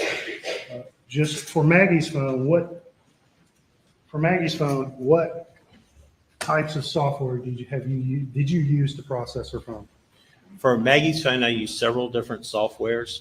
I did the extraction with Gray Key in order to get the full file system. They Like I had described, that way it gets more of Maggie's the databases, more code. of the surface level stuff. That was provided to From them. that, I used Cellbrite Physical Analyzer to go in and do the decoding and This is to also analyze foundational. and look at the phone and the information on there. How did you do the thing you I did? also used Axon by Magnet Forensics. I used their tool to help validate what I was seeing with the Cellbrite stuff. And why do you use the 3 different types of software in this? Why did you use 3 different types of software on Maggie's phone? Gray Key is primarily just an extraction device. It's a piece of hardware like a box that you would connect to, and it helps to extract the information. It doesn't do any of the decoding or any of the analyzing of it. I use Cellbrite Physical Analyzer to go through to decode and do the analyzing. What I was finding on that, I want to validate that what I was seeing was being decoded properly and was right, so I ran through a separate piece of software so that I could see, and if it's getting the same information, then I know that both are decoding properly. So, for example, if you find a particular text or photo that has a certain timestamp on using Cellbrite, you want to check on Axiom to see if it has the same timestamp. Is that something you'd look for? Yes, sir, correct. And what would that tell you if you saw they had the same timestamp? If it told me it had the same thing, they would have validated each other, that both were working properly and decoding the information properly.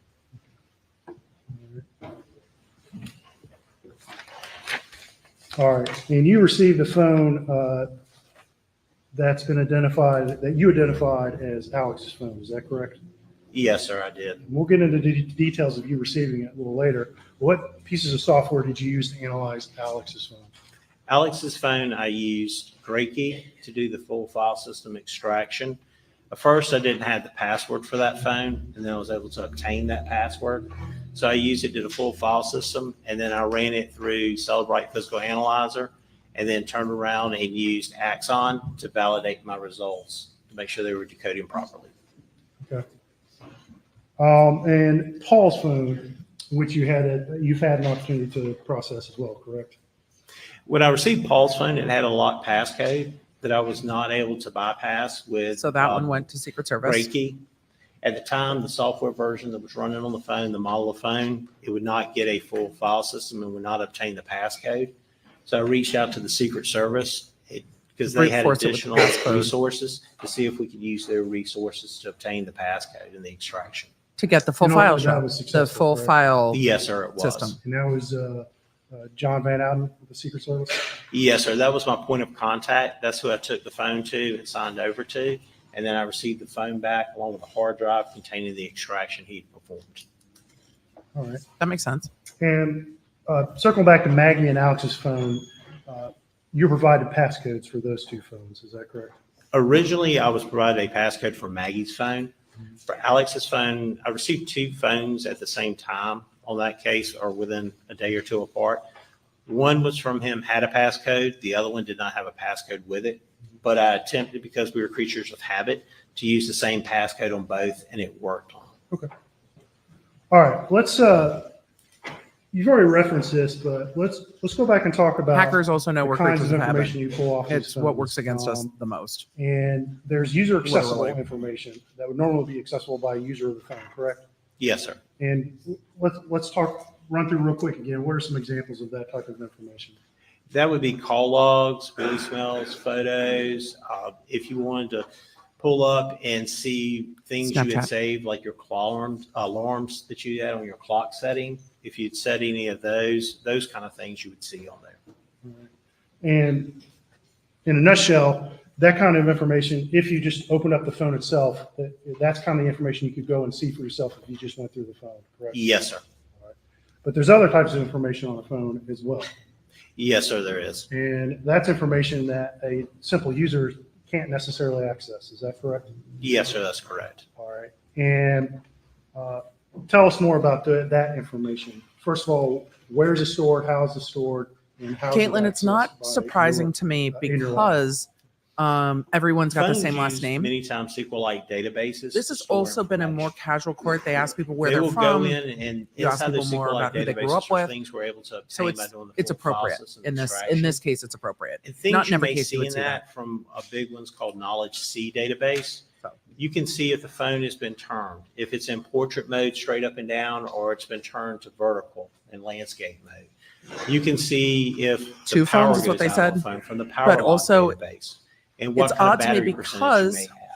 He You had can it also a lot of has his business things stuff in on the his personal encrypted phone. databases. It'll have geolocation So. stuff and GPS stuff. It'll contain things like Bluetooth connections, where you can see if your phone connected to a Bluetooth device previously and when was the last time it connected to it. And those are some of the things you can find in the different databases. All right. You just used a few words there. First of all, I think you said SQLite, right? Yes, sir. What is that and what does that mean?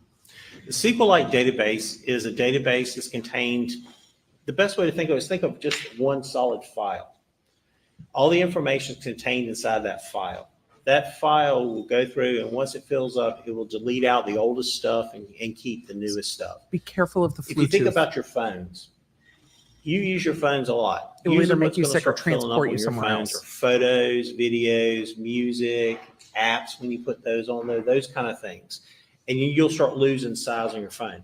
Well, the SQLite database, because it's a file, it's not going to continuously grow and eat into all of that space. It's going to take up a certain amount to begin with because it's an operating system, but it stays within that contained file. And that's where the information is. And it's also set up by tables too. So you would have to go in and look at the different tables to be able to interpret the information. Okay. Now, those types of databases, I think you just said they're typically self-contained. Yes, sir. Yeah, the jury needs to understand how they all don't this just keep happened writing to cover the entire phone memory, do they? because No, sir. You If don't had want a the defense SQLite to be like, database "They Knowledge manipulated C, for it all." example, It's not, if you just continuously took your phone. So they've got to and plod went and through changed why the they did it without orientation of changing it, anything. Or you went Without and started doing planting things like anything. plugging it into an outlet to charge up or unplugging it, doing different things like that. It's not going to eat up all your memory in the phone. Your memory is going to be mainly eaten up usually by photos, videos, apps that you download, things like that. Is there a shelf life of this type of database information on a phone? Does it override itself after a period of time? Yes, sir, it does. Okay. And just generally speaking, how often is that type of database stored on a phone? How long is it stored, I should say? It depends. Depends on how much you're using that database.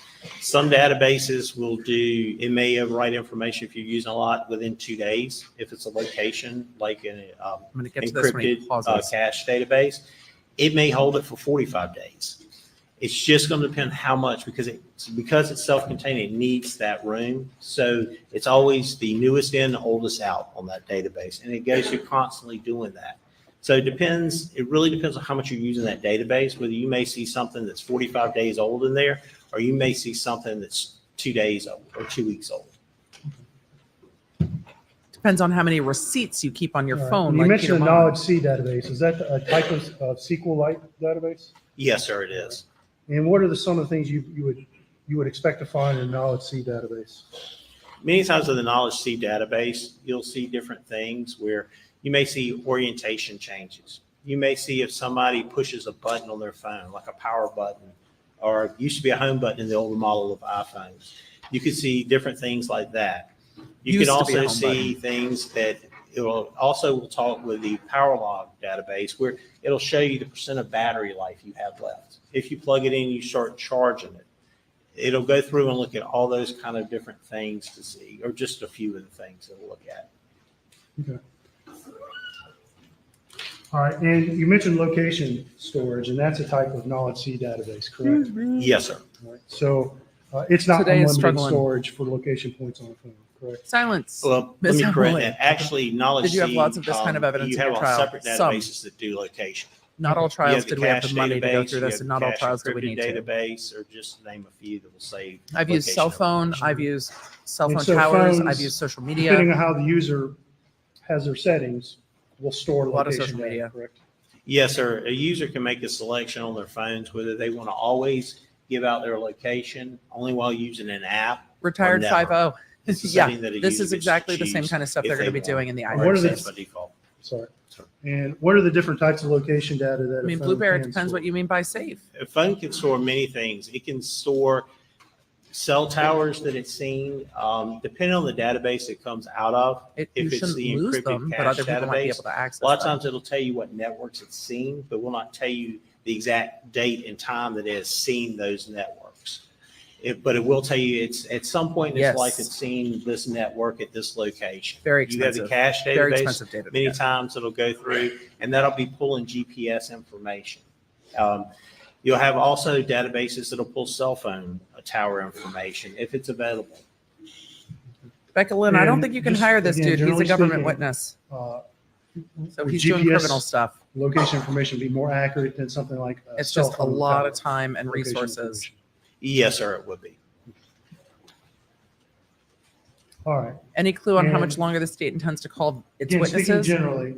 Oh, gosh, Lieutenant probably through Duff, the end when of the you week do at a phone least. extraction, are you altering the data that you're pulling off the phone in any significant way?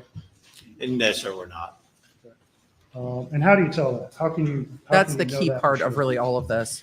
For example, if we use a phone, you use Gray Key to do the extraction on it, it'll produce a report, and in the report, it'll tell us if it was successfully pulling it. It also will give us an MD5 hash value at the end, which is a mathematical algorithm. How many- that goes how many are through and keeps a traumatized by very hash long number with values? Letters and numbers. We can then take the extraction and run our own hash against it for an MD5 and compare it see if with they another hash or tool not. to make sure those two numbers match, and then that means that no data has been altered. And have you performed these MD5 comparisons for the three phones we're going to talk about today? Yes, sir. And you're confident in telling this jury that nothing you did significantly any of the data that you're going to tell them about today? Correct. All right. Let me ask you real quick. Because What this is a data is Faraday the bag? data. With cell Faraday phones, bag is a say bag what they that's say. used to put items in that the can defense receive made cell way too much of a phone, deal over this. Bluetooth connections, Wi-Fi connections, GPS things. It helps to block those items from being received on the device. And remotely wiping. And are there other ways to block a cell phone from receiving those types of signals? Yes, sir. And what are some of those ways? You can also place the phone in airplane mode.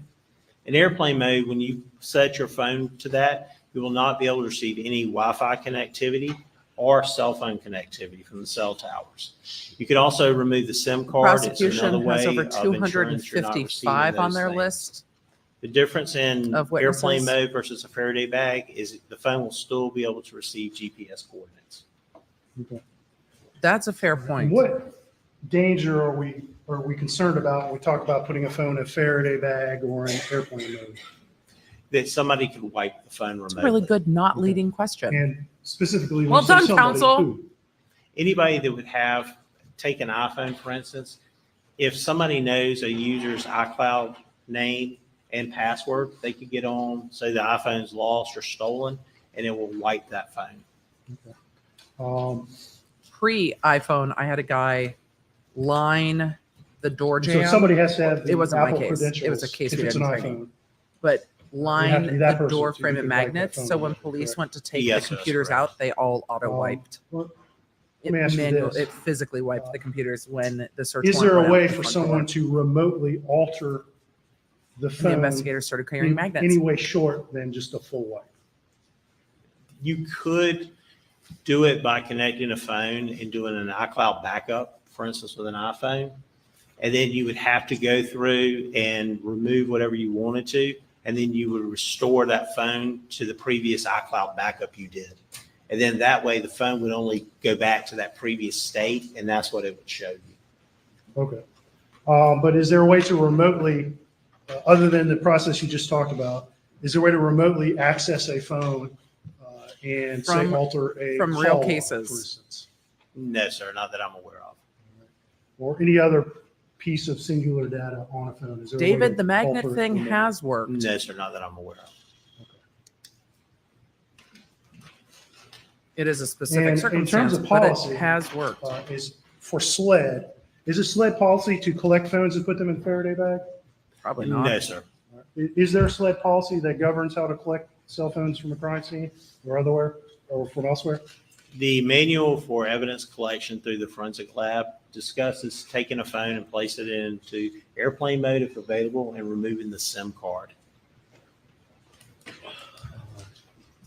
All right, let's talk So, about time. It's real quick. within policy. How does a cell phone time, how is it set? Let me ask you that. I just It's set on See on a mine. cell phone, how's it set? I just Cell set mine phone to time 24 is hours. set through the provider.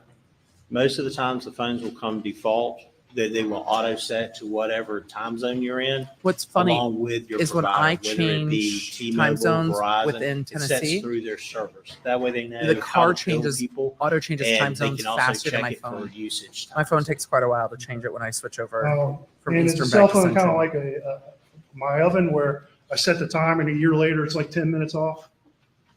No, sir, not usually, unless you went in and removed the auto times on it.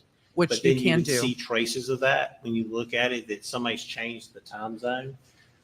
It will go back to the original time zone. Whereas if you drove Wait, from no. South Carolina to Alabama, for instance, No school. right after you cross that state line, within a minute, your phone's going to update to that current time zone, which is an hour behind us automatically.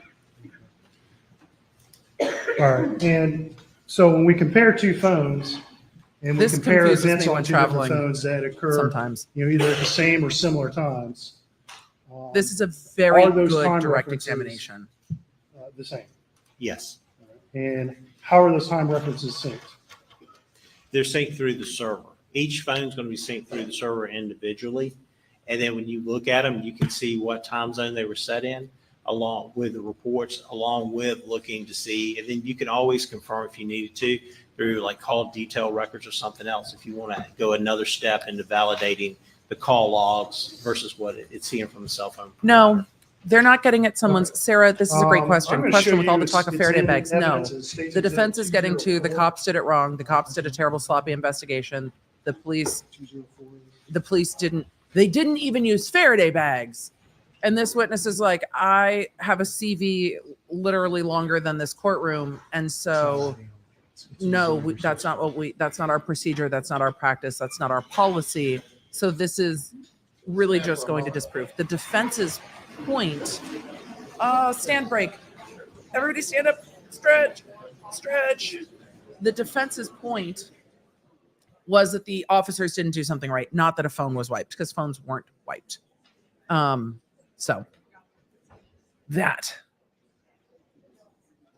So he's basically saying anything you do on your phone leaves a trace. So it really didn't matter. Doesn't matter now for a decade. It doesn't matter. And it didn't matter in this case. So yes, everyone bend and snap. He's talking to Buster in court. The jury is still in court. Is Buster going to try to hand him something? I'm watching this up here. What did Buster just pull out of his pocket and show him? I'm watching the interaction up on the screen up here. Buster just pulled something out of his pocket to show to his father, which is interesting. April Crawford, thanks for the super chat. I appreciate it. Everybody's starting to sit back down and quiet back down. Got TJ Nugs, yum. Didn't find the mini heart cookies. I blame you. Didn't need to find the This mini is heart in cookies. I evidence in didn't States find Exhibit those. 204. They're good, but I'll take the I'm blame. going to ask you if you recognize that, sir.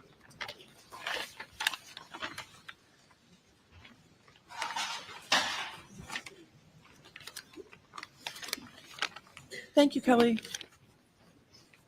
Yes, sir, I do. All right. And what is that item? This is an iPhone that we received in case 7021-0204. It was item 1 that, when after being processed, belonged to Maggie Murdaugh. Oh, Luna Kid, I'm going to do that at a And you break. received that phone. This is Maggie's Recall when you phone. Received that phone? I would have to check my notes on the actual date. It was in June, I believe it was June of 2021. I received the phone from our evidence intake at SLED. Okay. And what did you do when you first received the phone and you went to examine it? When I received the phone, I returned to our unit where our evidence vault is held. I logged the item in to evidence. One of the processes we have when we log items in is we take photos of the item as it comes in. If it's got a cracked screen to it, we'll photograph that. If it doesn't have it, we'll photograph that. Once the item then is photographed, we'll go through, we'll process the phone as far as for evidence, where we'll go in, we'll look at the phone, we'll pull the SIM card out if it hadn't been pulled out, we'll check the Morning IMEI should be number. available. I'll go We'll take a log look. it into our system. The We'll morning place should be- stickers shouldn't on be the a problem. phone and on the bag itself. Once that's done, then we'll take it to our evidence vault and sign it into a shelf. This is in the our evidence vault. procedure that they go through to make sure Okay. the phones don't get I'm going to fucked show with. you what's been There's not going to be any evidence that these marked phones have been fucked as with. States Exhibit 277. Do you recognize that, sir? Yes, sir. This is a Operatic photo I took Cornchinos. when I examined this item. All right. And that item being, Item 1, the iPhone belonging to Maggie Murdaugh. and at this time. Beryl Dragon, State thank you for move the to info. introduce Exhibit 277. Let them root up the land where you need the land rooted. Makes sense. Submitted. I'm going to show this. Just remember, if you're looking for videos on YouTube, that YouTube now has the live tab, and you need to go to the live tab, or you need to go to the playlist. It Okay, doesn't what always is show this right on the picture homepage that it was the What do we last see in this video. picture? This is a You gotta picture of tab it her across the top. settings on her iPhone. I opened the settings. I went in and pulled up. It shows the name of Maggie Murdaugh has been entered as a name for the phone. My phone It is also not named shows my that the name. phone has been placed in airplane mode, that the Wi-Fi connection is off, Bluetooth What's your phone connection's named? on, cell connection is placed in airplane mode. Do you guys just Okay. have it named to iPhone? I love changing the name. So this is a picture you took, correct? Yes, sir, it is. Yeah, I don't like the tabs either because I'm mostly a live Did you channel and live gets alter any of these buried. settings yourself? No, When you sir. access this phone? Yeah, I No, don't sir, I love did it. not. And we see the phone's in airplane mode, correct? You have to change your Yes, sir. phone. And from was that iPhone condition to you name it. received the phone? Yes, sir, it I is. saw somebody call it And was do snozberries. you recall if it was powered off when you received it? It was powered on when I received it. But it was in airplane mode. I correct? love seeing what Yes, your sir. names are called. Mine is called local police. Somebody named their phone Beyonce. I love it. Hannah, relatable. I'm gonna show you states. Mine's my Exhibit Pokemon Go machine, too. 276. Do you recognize that, sir? Yes, sir, I do. And is that a picture you took? Yes, sir, it is. It's one I took during our examination of the phone. All right. And that's again Maggie's phone. Yes, sir, it I is. love the names of your phones, you guys. Thank you. And at this time, state would move to introduce States Exhibit 276. No objection. I love it. I love it. I love it.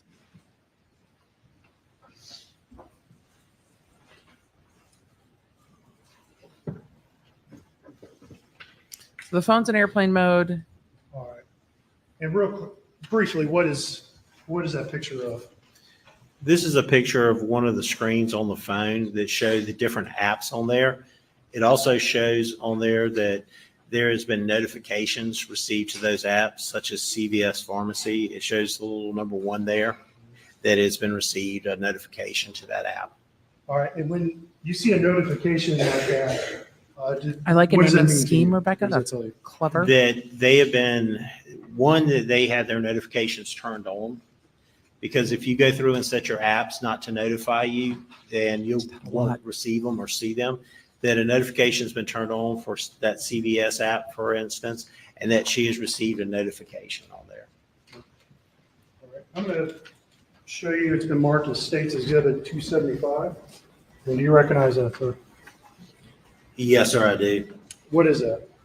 This is the location service from Maggie Murdaugh's phone. During my examination, I pulled this up, and it shows whether apps and different things, if one, location service was turned on, but then two, if it was always running, if it was only while the app was being used, or it was set to never.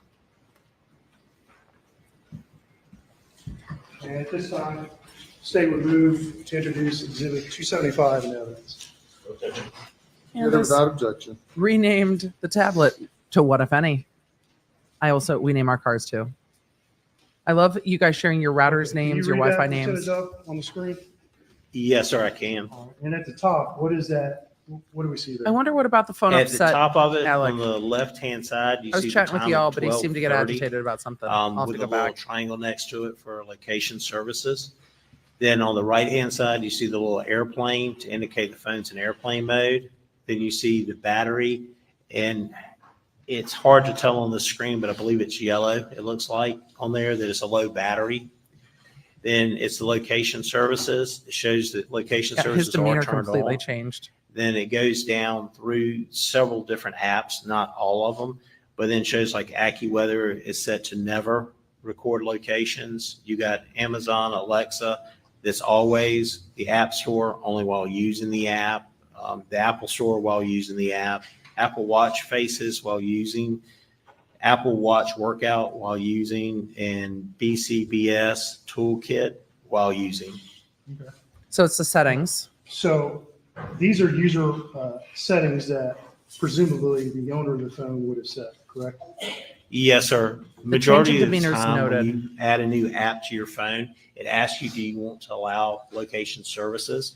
Do you want to allow it all the time, only while using the app, or never? You can also go into your own settings and change those location services.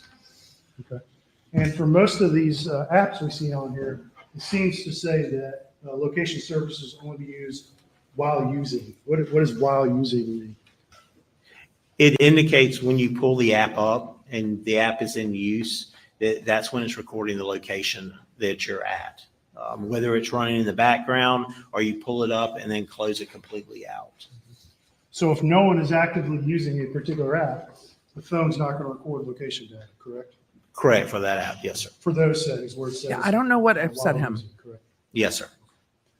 All right, I'm going to approach and show you Exhibit 278. Something bothered him. I just don't know what. You recognize that, sir? Yes, he did sir, I look do. bothered. And what is that?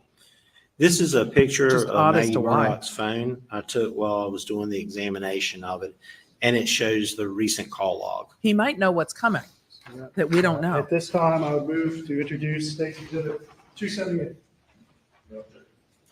Submitted.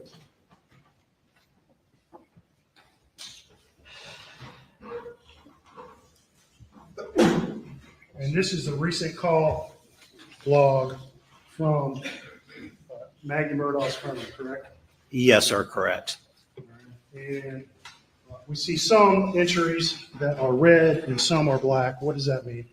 The red entries on there indicate missed calls, calls that have been received by the phone but were not answered. And we see the word Alex followed by a numeral 5. What does that mean? That would indicate the phone is recorded that there were 5 missed calls from the person identified as Alex in that contact list. And in This is addition, why we they see a had missed to call from introduce all the Russell, Verizon correct? things before. Yes, sir, correct. They had to And introduce two missed Verizon to calls tie from, the numbers to the contact names before Yes, this sir, guy that's correct. testified. And can we see the times or dates on this screen right now? My husband's phone all It the shows time. the date on there Me. as far as the day of the Karen. week. It does not Missed show calls. the calendar date or the times.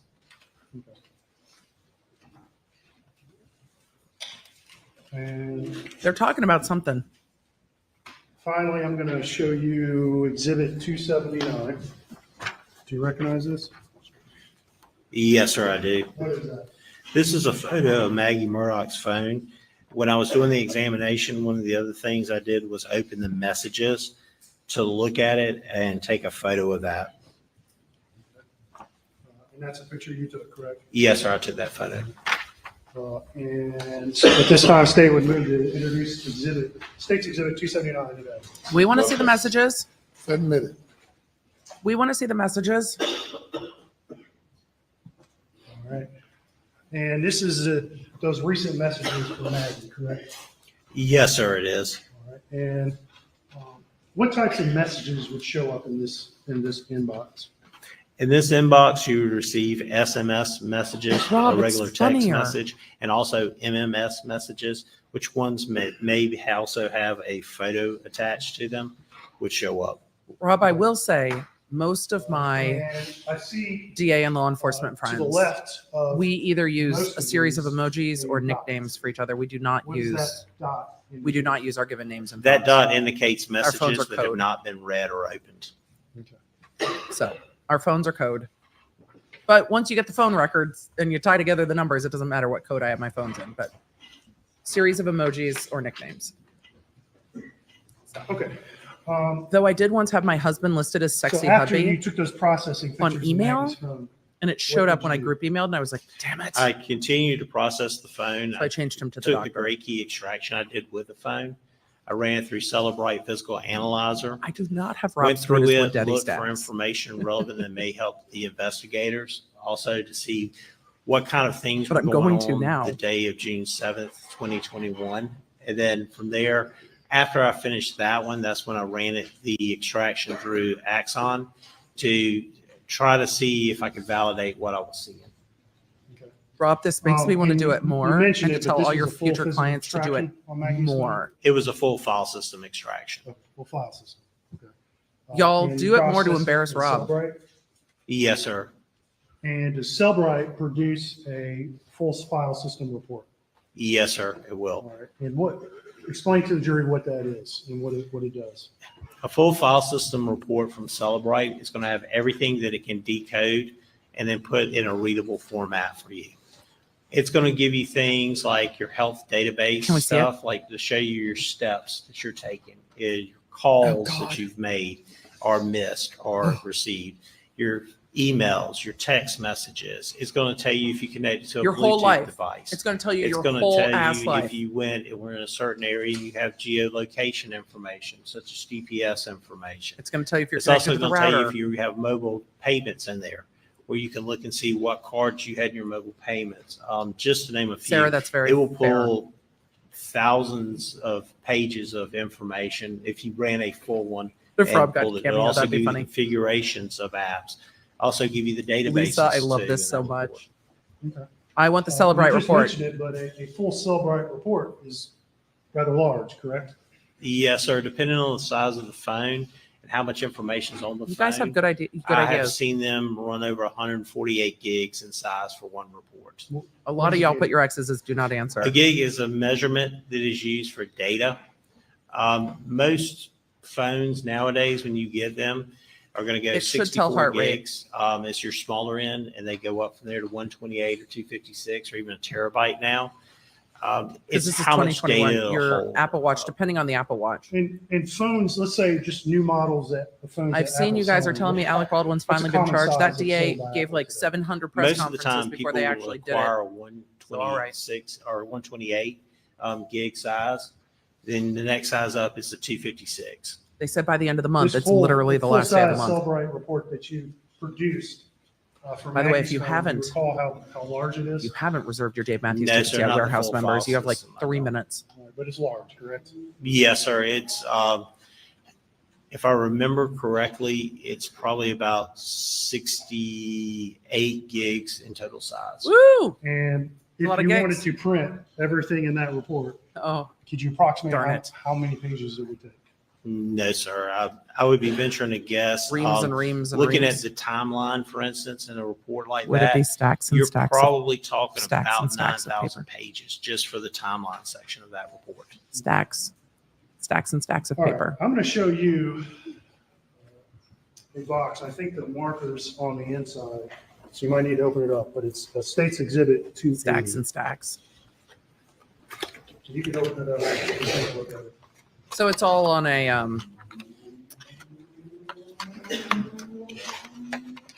it sounds like it's all on a drive, which is what he's looking at. All right. And what is the contents of that box? The contents of this box is a portable, solid state external hard drive. The jury can And look at is that that. something you've had access to before? Yes, sir. And what did you do with that external hard drive? On this external hard drive, I provided a this one right copy here? of the file system I did the whole report thing. from Cellbrite. I placed it on this hard drive. And for whose phone? This is for Maggie Murdaugh's phone. And you estimated it was in the neighborhood of about 60 gigabytes, is that correct? Yes, sir. I thought he Plus or said minus. 68, Yes, sir. not It could be 16. probably plus that.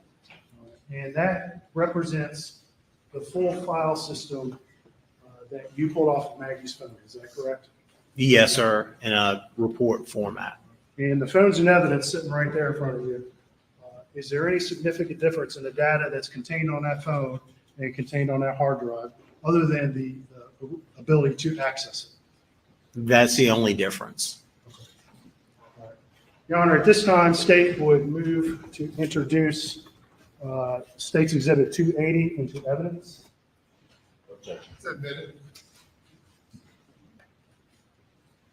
All right. All right. The hard drive We has just been talked admitted. about, if we printed all that, it'd be thousands of pages, correct? Yes, sir. And so for today. Rebecca said, I just you looked and I have a printed contact name. You were very shorter drunk. reports No idea that who we it can look belongs at and to. discuss for Maggie's phone, is that correct? Yes, sir, I did.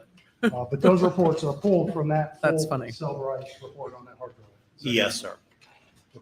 I am so old, I don't have access in my phone because I bought my first Okay. cell I'll show phone you something when my that's husband and I marked were State's dating. Exhibit 281. So Take a look at that, sir.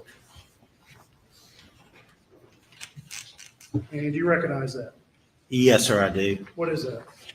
This is a report, a Cellbrite report from Maggie Murdaugh's phone that was pulled just for call logs call log with report. a filter established for just June 5th, 2021 to June 7th, 2021 as parameters. Samantha, I'm not for going to this stop. phone. I'm not going to stop flexing on my Call age. logs that have I'm been old. stored on Maggie's We've phone, been is married that over- correct? We've been Yes, married sir, 20 they were. years. We've been together like 24. And explain to Old. the jury real quick, they heard from a Verizon representative this Old. morning. What's the difference between call logs stored on that phone and call logs that might be stored by a company like Verizon? When call logs are stored on the phone, one of the things It's a good on this question. report, for instance, it'll have network unknown. It's not pulling network information. It's So it not doesn't matter giving whether the you're cell using records are T-Mobile or incomplete for Verizon me. for your phone. It's still going to pull the call logs. Even if you were to go and switch carriers from Verizon to T-Mobile, it would still pull the call logs from the database. One of the other things it'll do is it'll record times that the phone's receiving the call along with the amount of time that you spend on the call. It'll show if it was answered or missed on there. Okay. We're gonna take a break. Yes, sir. At this time, ladies and gentlemen, if you go to the jury room. we'll Okay, we're take taking a break. 15-minute break. The court's board has decided, or he's looking at the jury. Remember when y'all asked me what happens if the jury falls asleep? The court will take a break. The court might have looked at the jury and went, they need a pause. They need a pause right now. Though the mic has cut, the jury is walking out. We should be able to hear what's going on in court. I am going to switch feeds to see. Oh no, they've already cut the cameras away. Well, that's annoying. I want to see what's going on in court, even if the feed is too late, even if the feed is cut. All right. I'm going to leave the audio up where it won't scare me as much. And we're going to go to the video we were looking at before we cut to break.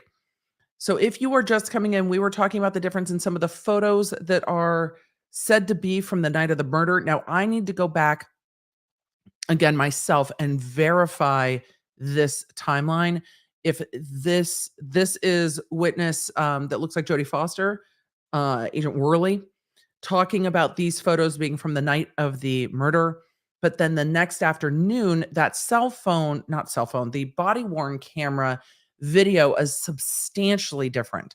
So I have some questions about the timing of all of this, and we're going to go look for that body-worn camera footage, which I think I watched. Did we watch it from YouTube or did we watch it from Twitter when we watched it yesterday? I think we might have watched it from YouTube. So let me go see where I grabbed it from. I think we grabbed it from YouTube. So we're going to go grab that. I'm pretty sure that's where we grabbed it from. Let's see. Why is my thumbnail not showing up on my afternoon video? Miguelina, will you pop our thumbnail, same as this morning, on our afternoon video? I didn't realize I hadn't done that because tired. I thought I had, but it's not showing up. Thank you. Let me see if I can find this video real quick, and we will go grab it. I think I grabbed it maybe off of Law and Crime. So let me go pull it up from there. They don't always make it easy. Let's see, where was it? That was yesterday afternoon. We watched the whole thing. Cop search Alec Murdaugh's home the day after. That's exactly what we're looking for. This is the video where we're going to be talking about Captain America again. So remember, we're looking at this same gun room. There is the gun rack. There is the elliptical. And we're going to look at the video again. So this video will have some sound at some point, but not yet. So this is the gun room.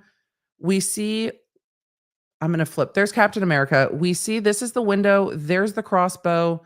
When we go back to this, you can see the crossbow hanging on the side of the window over here. Let's see if we can make that a little bit bigger. You see the crossbow hanging on the side of the window, and then another crossbow hanging on the side of the window here. So there's a window, there's the gun rack, there's the door, there's the shelves. It looks to me as if the crossbow's hanging in the same place. So we will see. It's hard. Let's get all the way back to the beginning. This is the window. Our witness, Captain America, is standing right where the elliptical should be. So this is the shelf with the ammo. To the left of it is the open wall gun safe.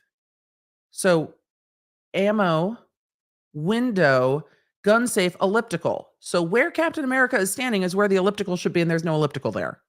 So I have questions to begin with. There's the crossbow hanging in the same place it's hanging in this other photo. Looks like with the exact same arrows hanging on it, but the arrows in even the crossbow's upside down. These are not close in time. Like the arrows in this crossbow are hanging down. The arrows in this crossbow are fletching pointed up. These are fletching pointed down. Those are the little feathery things on the end. So even the crossbow has been hung a different way. So everything is different. And yes, one of the crossbows is missing off of right near, gosh, my mouse fucking up is really pissing me off. But right near the window, there's no crossbow hanging there. There is so much different that these can't just be, this photo's the night before and this photo's the next day. It's just not, it's not at all possible. So when this photo was taken, I don't know, but it definitely wasn't taken. It wasn't taken the night before. There's just, it just wasn't. There's no way. There's no way that much is moved. So there's no way that one crossbow's moved. There's no way that they flipped it over to a pool table and then rearranged the couch. Doesn't even look like it's a couch. It looks like it's now 2 love seats. And while these love seats might be pushed together, these look much bigger than what's in this body cam footage. This is the bigger piece down here by Captain America. Where's Captain America? Down by Captain America, we've got what looks like the couch. And then we've got 2 seats over by the TVs. Here, the 2 seats are elsewhere, and the couch bit is by the TV. It's so much that's moved. And do we see the elliptical? Look at the elliptical. It's back in the back, covered in a towel, and then the clothes are back there. It's just the elliptical's back in the back corner. In the video from the next day, if this testimony is correct, the elliptical's all the way back there. And the clothing rack is back there. But the couches are moved. So, I mean, there is so much in this that doesn't make sense. We can't see the pool cues, but we can definitely see that that's an elliptical stuck in the back of this room, not near the window. It's odd. It's really odd. If it was a mistake, it's a mistake. But if the defense's argument is, see, there's the couch. Wait, yes, we all want to get to Captain America, but those are love seats. And there's the couch back over there. So the couch is now in a completely different area, which explains why the elliptical had to move. Because if you move the couch over back by the pool table, of course the elliptical has to move. Because if the couch has moved, the elliptical necessarily has to move.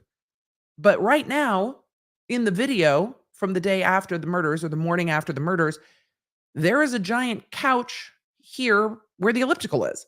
Everything is moved. Everything is moved. Yes, couch. Couch, couch, couch. And the boxes are gone.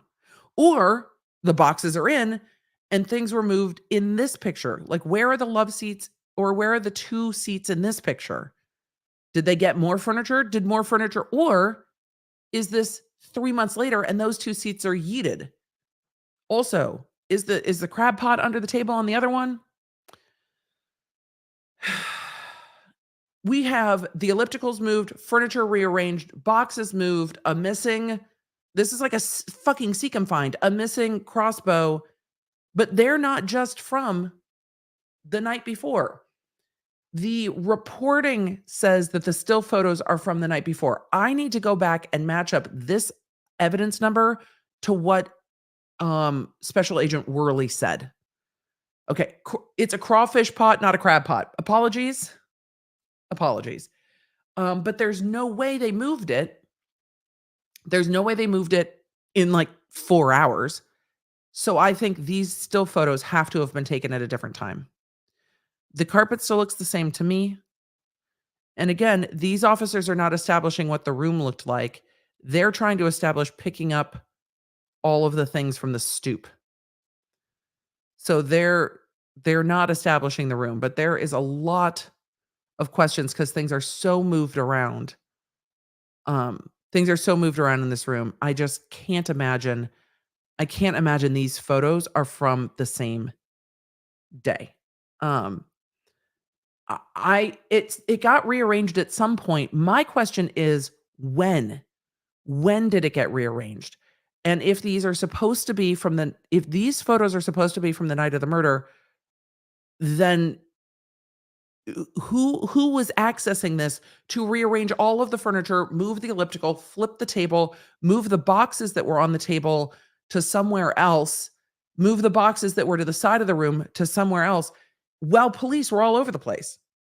It just is not possible. So I wish we had a number on this. Because then we would have some answers, but we don't. So I'm going to have to go back through Worley's testimony and see if I can tie it together. That was the problem I had with the images on Twitter. But Liz Farrell was saying, hey, Agent Worley testified these photos were from the night before. So this is the body cam, and then this is the just picking up, which we already saw. So I'm going to zoom. I'm sorry that we're going to zoom through these photos or through the camera footage, but those photos are not close in time. Or somebody's got a lot of explaining to do. Those are the only 2 possibilities.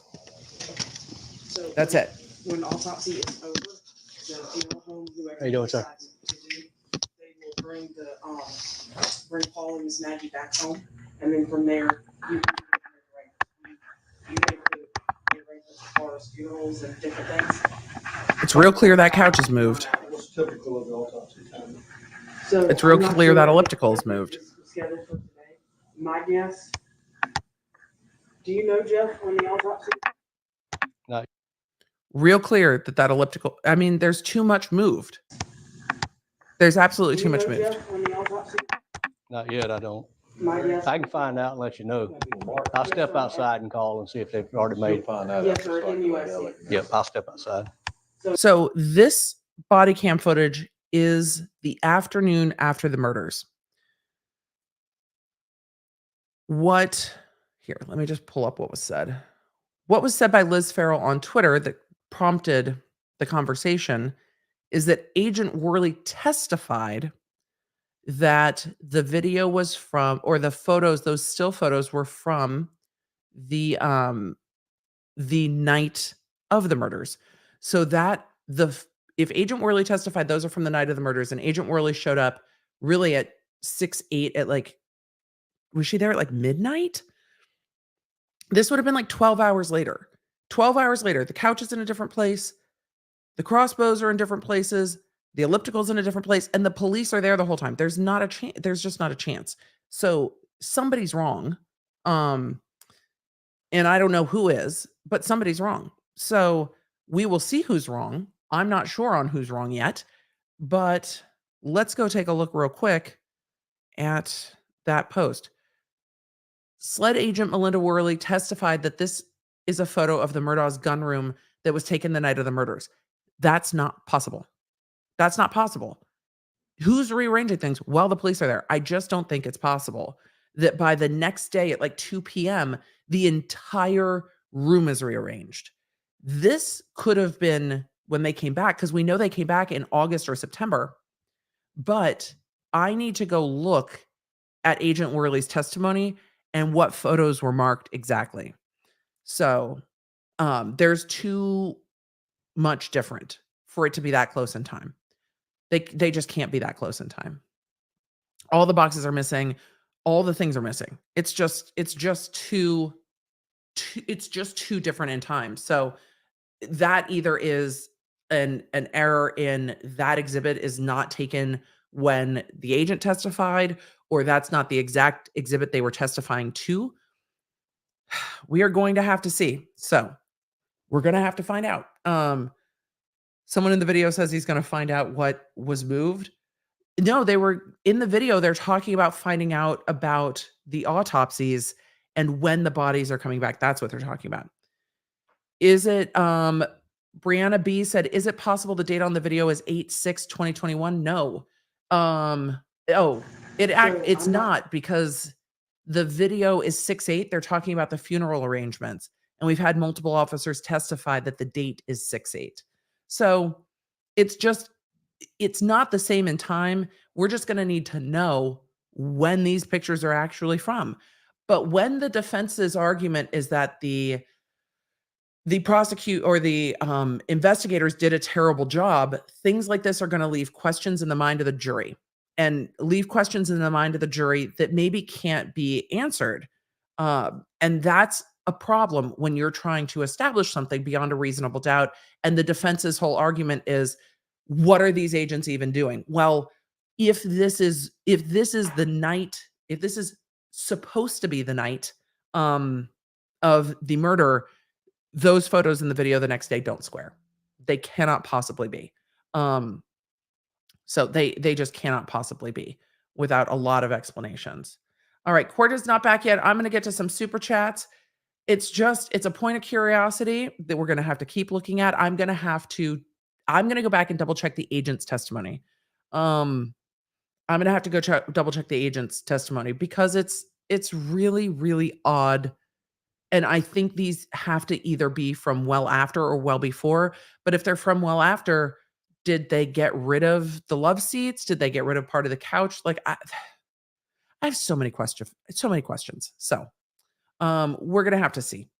And so again, it could be that Liz Farrell is connecting this to the wrong time with the photos, or that the photos are connected wrong in time. And we're just going to have to figure it out, which is really hard not having the exhibits uploaded like they were in Depp v. Heard, because you can't see them and they're not putting them up on screen. So is that a room in the main house? It is a room. It is their gun room in the main house. So let's get to some of the super chats and questions while we're on break. But I have questions. I'm going to have to go research it. We're going to have to look at what Agent Worley said. She testified for a real long time about a lot of stuff. So we're going to have to go back through it. It's going to be a whole lot. Nick, thank you for the super chat. Good to see you. Keep killing it. Nick.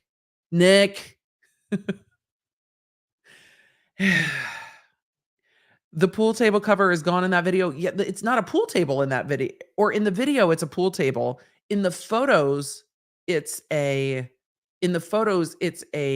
ping pong table, which happens. but in the photos, it's a ping pong table, which again, that's like at least a 2-person job, I would think, to move the top off of the ping pong table. I would imagine it's heavy, but also this, I don't know. My family would have rearranged furniture to sit together. AM said lots of people showed up that night. He did say lots of people showed up that night, but the night of the homicides, the inside of the house is a crime scene. So people shouldn't be willy-nilly rearranging the furniture. Like, you don't get to come in and feng shui the crime scene. Like, that's no.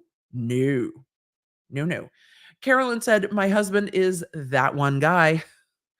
Brianna said, this is inappropriate, but I certainly appreciate Captain America. Yeah, we appreciate Captain America too. We haven't seen Captain America testify yet. Just a heads up, it's a compound bow. Wasn't there a crossbow up there? Am I wrong? I might be wrong. I'm well comfortable with being wrong. But wasn't there a crossbow on one of them? Because I remember when we watched the video last time, I was like, that is a crossbow. So let me take a look. We're going to go back because now I'm curious. Hold on, where are the photos? The photos, one is a compound bow, one is a crossbow, which means the crossbow is probably the only one that's still left because that's what I saw in the video. This one that's moved, that's hanging. So the one that's hanging with the fletchings is the compound bow, but the other one is a crossbow. Now I've got to pull up the video again because in the video I think we only saw the crossbow. Now I'm curious, but again, it's definitely things are moved in a way that is confusing, and we just need to know. Let's see. Why is my YouTube being weird? My YouTube is being very weird. Okay, devil's advocate. I could totally see my super Southern family cleaning up, knowing that the police were coming over to chat, especially if they didn't think they were suspects. I bet there were even snacks. I bet there were snacks too. I could totally see snacks. But this is not just family. This is a bunch of lawyers. So it raises questions. Oh, we're not going to be able to get to it because we're going to bring the jury. We're going to bring the jury. If you'll bring the jury, please. I like Judge Newman so much. All right. I'm going to go grab the other feed now that we know the jury is being brought out. Hopefully they are back to court. They are. I'm trying to multitask at work. I just typed a note that said, per my email from Emily. That was not the right name. Fair. That's fair. All right.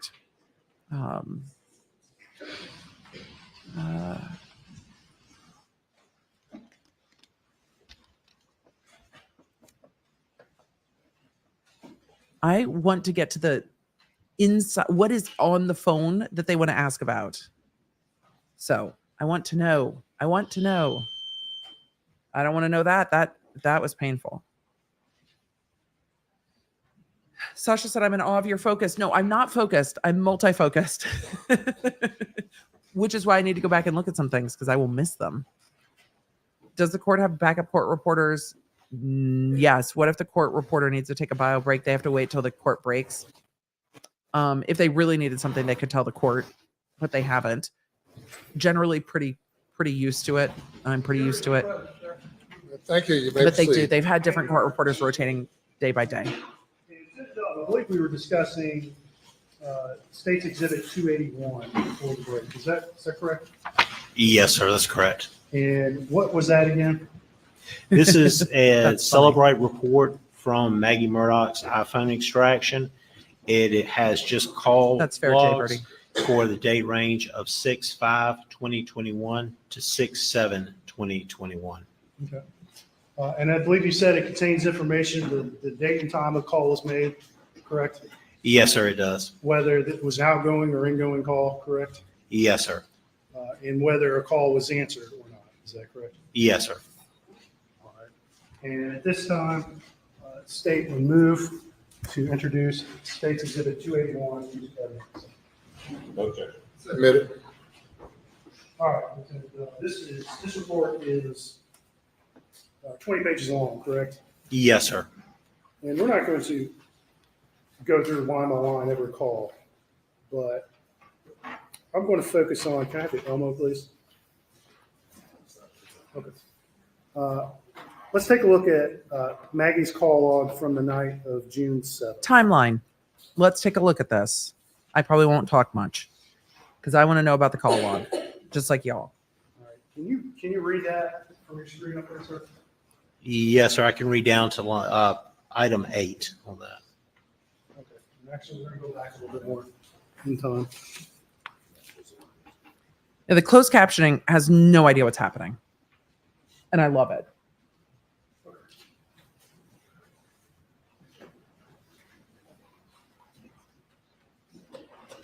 I also am going to start demanding that judges say bring the jury because I love it. Line 14 on this report. Do you see that, sir? Yes, sir, I can. All right. And first of all, when I say line 14, what am I referring to? Line 14, On the hopefully. left-hand side of the picture, there's a column, and when you build a report, it adds the numbers just to make it easier to keep track of in that report. If you added this report with another piece of item, whether it's text messaging or voicemails, it would change the numbers. And on line 14, what is that data entry? What does that represent? It represents a call that was outgoing on this phone. All right. And we see a number. Don't read the number, but we see a number. And I'm glad they're name finally below. sensitive to don't And read the number. second column there. Is that correct? Yes, sir, that's correct. And what's that name? Barbara. Okay. And did you say that this is an outgoing call or an incoming call? It shows the direction as an outgoing call. Okay. Now, I look at line 13, and I see another entry that says Barbara. What is that? That is the same call. It's entered in 2 different databases, and it pulls from both databases because it's both call logs. All right. And so there's 2 databases for call logs on Maggie's phone? Is that what you're saying? Yes, sir. And So it'll show both. just briefly, what does that mean? There's 2 different logs. There's several different SQLite databases in a phone, and it's going to contain the information in different places. One may be recent calls. One may be calls that are considered past the recent step that's set in the database, so that it's going to be in the call logs, but it's not going to be in the recent. Sometimes you'll see them in both databases, recent and the call logs. Interesting. Okay. All right. And so what time is that call that you see on the entry there, lines 13 and line 14? At line 13, it's on 6/7/2021 at 7:50, 19 seconds PM -4 UTC. Okay. So that's 7:50 p.m. Eastern time, correct? Yes, sir, it is. And in the next column, we see a number, and it says 246. What does that mean? That is the duration of the call. Okay. So at 7:50 p.m., Maggie placed a call to Barbara. Is that correct? That lasted 2 minutes and 46 seconds. Yes, sir, that's correct. And we see a slight time difference between line 13 and line 14. It's about 4 seconds.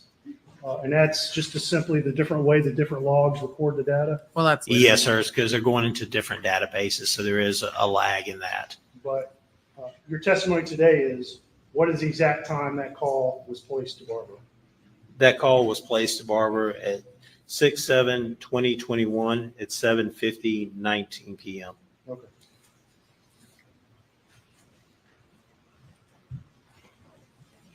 So 7:50:19. Somebody give Dick his readers.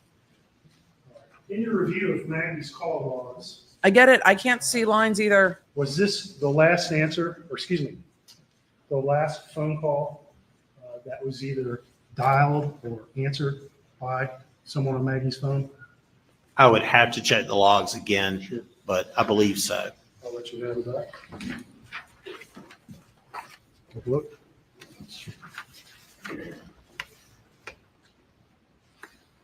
I Yes, just sir, want that's correct. someone That's to the give last him. answered call I or just want one that someone was to give shown in him- the direction of outgoing. All right. No more outgoing calls that night, correct? No, sir, June 7th? correct. And no more answer calls the night of June 7th. Is that correct? Correct.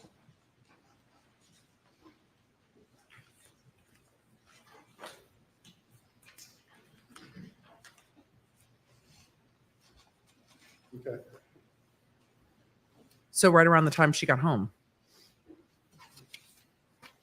Because this will be right around the time she got home for Okay, dinner. we're gonna look at lines 9 and 10. I don't know if you can see that. on So we're your- narrowing down that timeline even more. I got it reversed, my bad.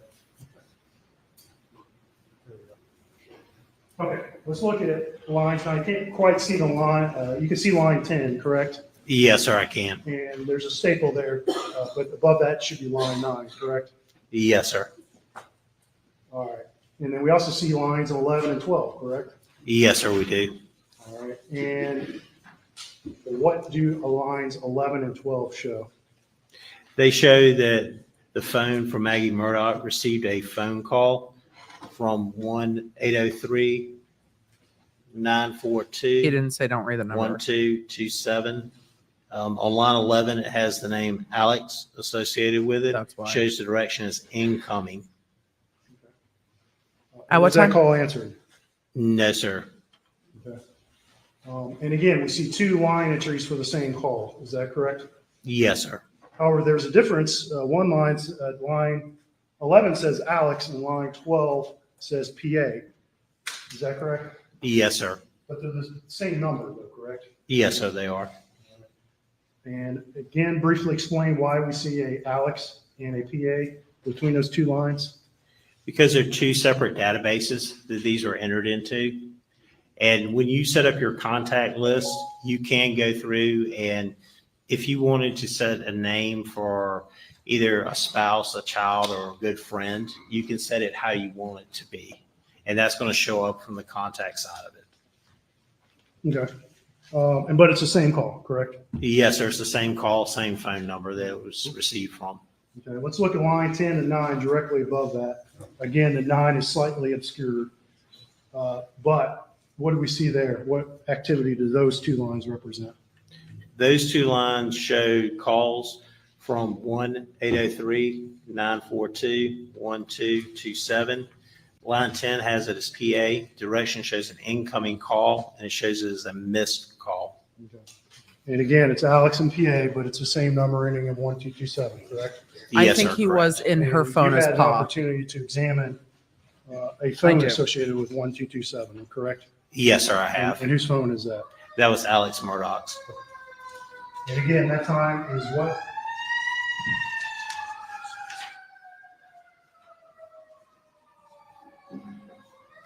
Yeah, I do think that's a fair pause. Good witness. He was like, yes, we're just going to wait for it to not be loud. But yes, I do think he was in the phone And as the 2 Pa. times you see in line 10 and 9. Can you read those times? But he was calling her 2 mom blocks? And are they the earlier same? too. Yes, sir, they are the same. It is 6/7/2021 at 9:06:14 p.m. UTC -4. Okay. And that's local time, 9:06, correct? Yes, sir, that's local time. And 14 seconds. correct? Yes, sir. Oh, all right. And let's read the times for line 11, 12. That's a first call from Alex. What are the times for the call that's associated with lines 11 and 12? They are the same time. It is 6/7/2021 at 9:04:23 p.m. UTC -4.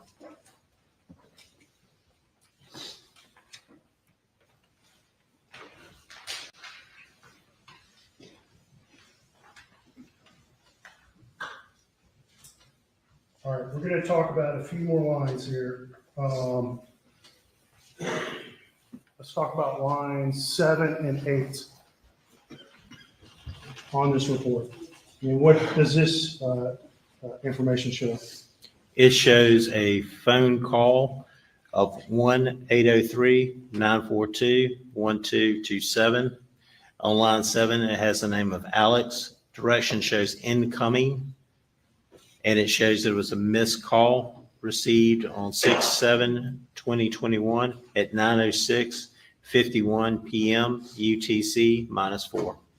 And again, those are two lines associated with the same call, correct? Yes, sir.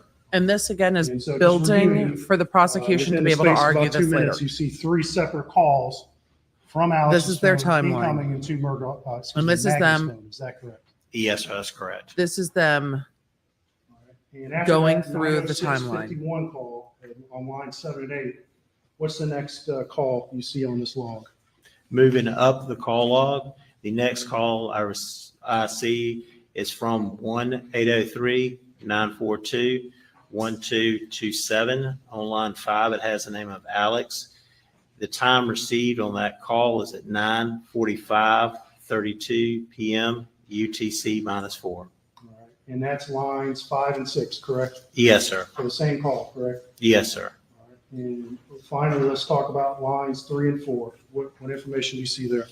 On lines 3 and 4, they're the same call from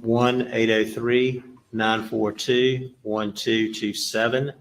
On line 4, it shows it as PA. Direction is an incoming call, and it was received at 10:03:58 PM UTC -4 as a missed call. All right. And to clarify, these last 5 calls from Alex, were any of them answered?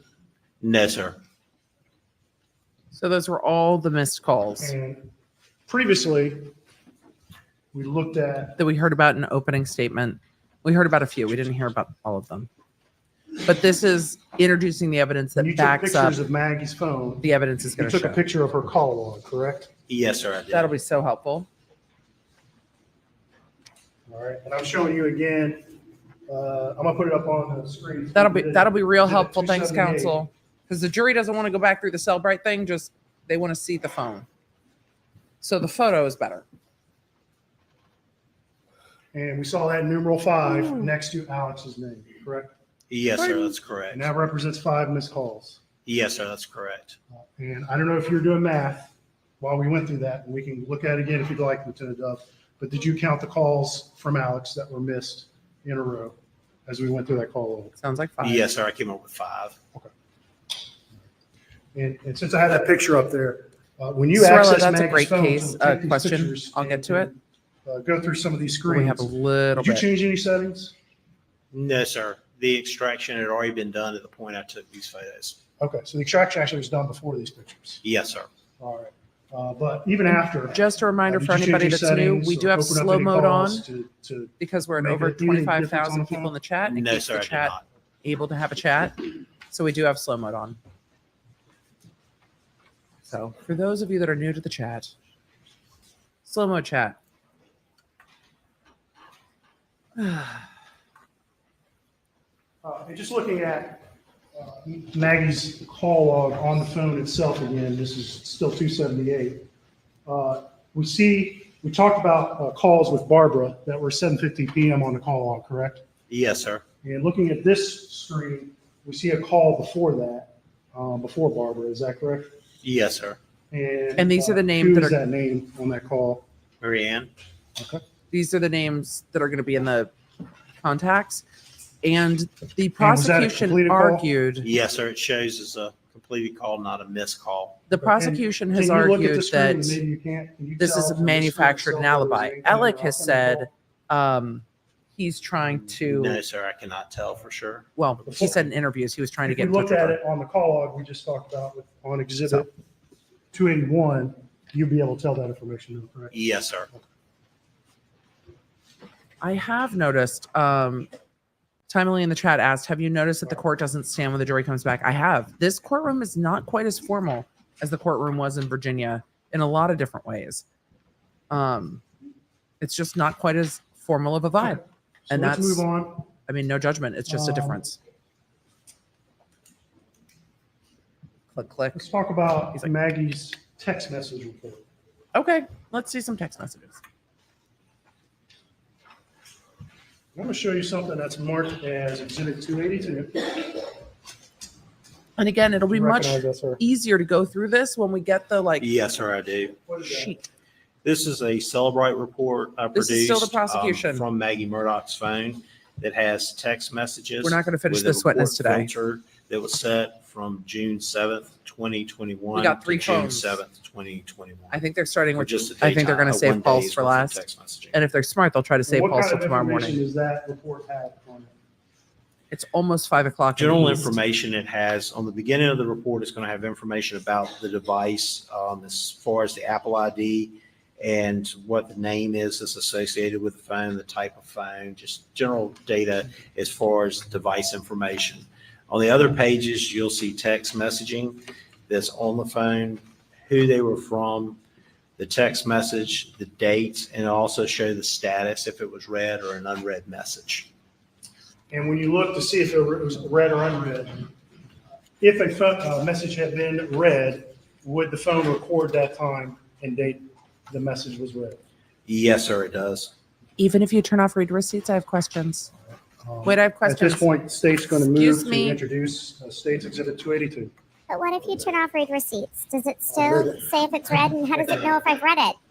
All right. What if it was just on the screen now, and I didn't Let's talk a little bit actually about how read the text messages are I organized. in can't this always report. remember if I've read Is it. it strictly chronological through? No, sir, not always. questions. Sometimes they can get a little out of order, Read depending on receipts are when scary. the text No one needs to messaging and know. filters you set on the report.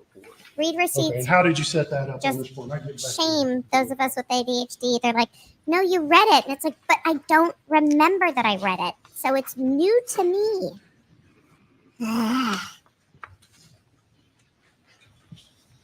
On this feel personally report, attacked. it appears to pull chronologically, but it's also pulling instant messages versus chat messages, and they are coming from different databases. Okay. So if it came from a different database, it's separate. Wait, But do we the- mean all the SMS like Apple messages versus text messages? Yes, sir. Like iMessage versus text message or DM? So let's look at DMs it. are different than iMessage and text message. What are we doing? I have questions. Wait, what are we, what? Because they're different. Sir? Excuse me, sir. Are we doing iMessages and text messages? I need to know. Because DMs are different. Okay. Also, I love that This is Apple, you can page now 31 like of see this a text but mark it unread. It's All right. been very You helpful. read that at the bottom. Then. Is that readable? Long number, Just you're go to the asking for the bottom, chat to read. be sassy with you. Sorry, I was looking at the wrong one. I'm just saying. Okay. And what is this? This is appears to be a group text message that was received on this phone from one individual to several other individuals. Let's not read numbers, but most of these had names next to them. So who sent this message? It appears, it has it down as John Marvin. Okay. And who else The is brother. in this text group? Maggie Murdaugh appears in this, but it has her user account name, which is a Yahoo email address. So she's in the group chat under her email address? It has Alex, Christy, Lynn, Alan, Liz, So big old family and group it chat. has one phone number that does not have a name associated with it. Okay. All right. And what time did this text message arrive on Maggie's phone?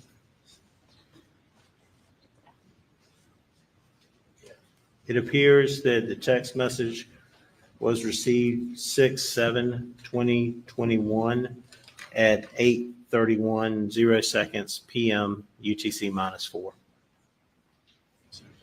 Creighton, what is the hand for? What is happening? I think without offensive objection, the state's going to move to seal this as per the evidence per the previous protocol. Your Honor, and I understand that to protect the phone numbers, email addresses, of the other folks on here, we have no objection. Yeah. What the rest of the family doesn't need is the internet No objection to seal. interneting at them. Okay. All right. Now, look, real quick. That's what fair. time did that text arrive on Maggie's phone? It shows at the bottom of it, it's 6/7. Family group chat. 2021 at 8:31 PM UTC -4. Okay. And was that text message read? Yes, it shows it as read. Okay. And what time was it read? It shows it as read on 6/7/2021 at 8:31:16 p.m. UTC -4. So about 16 seconds later. Yes, sir. Phone in hand. Can you read this text message, please? Yes, sir. It says, I plan to go over to visit Dad tomorrow afternoon. Is anyone else planning to go? All right. And that's from John Marvin, correct? Yes, sir. And we're not going to go back and look at the previous text in this thread, but what is the general topic that they're discussing, just for context for the jury? It appears Probably that Dad going to they're the talking about hospital? going to visit Dad tomorrow, and trying to find out if anybody else plans to go over with them at any time. And this is a response to a It is series of giving, texts did I about read that right? Randolph, Alex's dad, and his health. I see the correct? chat Yes, sir. reacting to Natalie Lawyer Chick. Hello, Natalie Lawyer Chick. Good to see you. I saw the chat saying hello. I'm going to turn over to page He's 32, writing notes. and we see another text. They're all talking And about this is when that they're going same to go text see group, Dad, correct? who's been Yes, sir, put it into is. hospice, I believe, that And day. This is another text that arrived on Maggie's phone, correct? So Yes, sir, it did. Who sent that? text? June 7th, I It believe, is looks when like Lynn G. Dad was moved into hospice. And what does it say? It says, I'm in court all week with an emoji. What's the Where's this emoji? text read? Yes, sir. It shows it as red at Wait. 8:49:27 p.m. We have questions. UTC It's sealed. We're not going to get to see it. What's the emoji? But what emoji?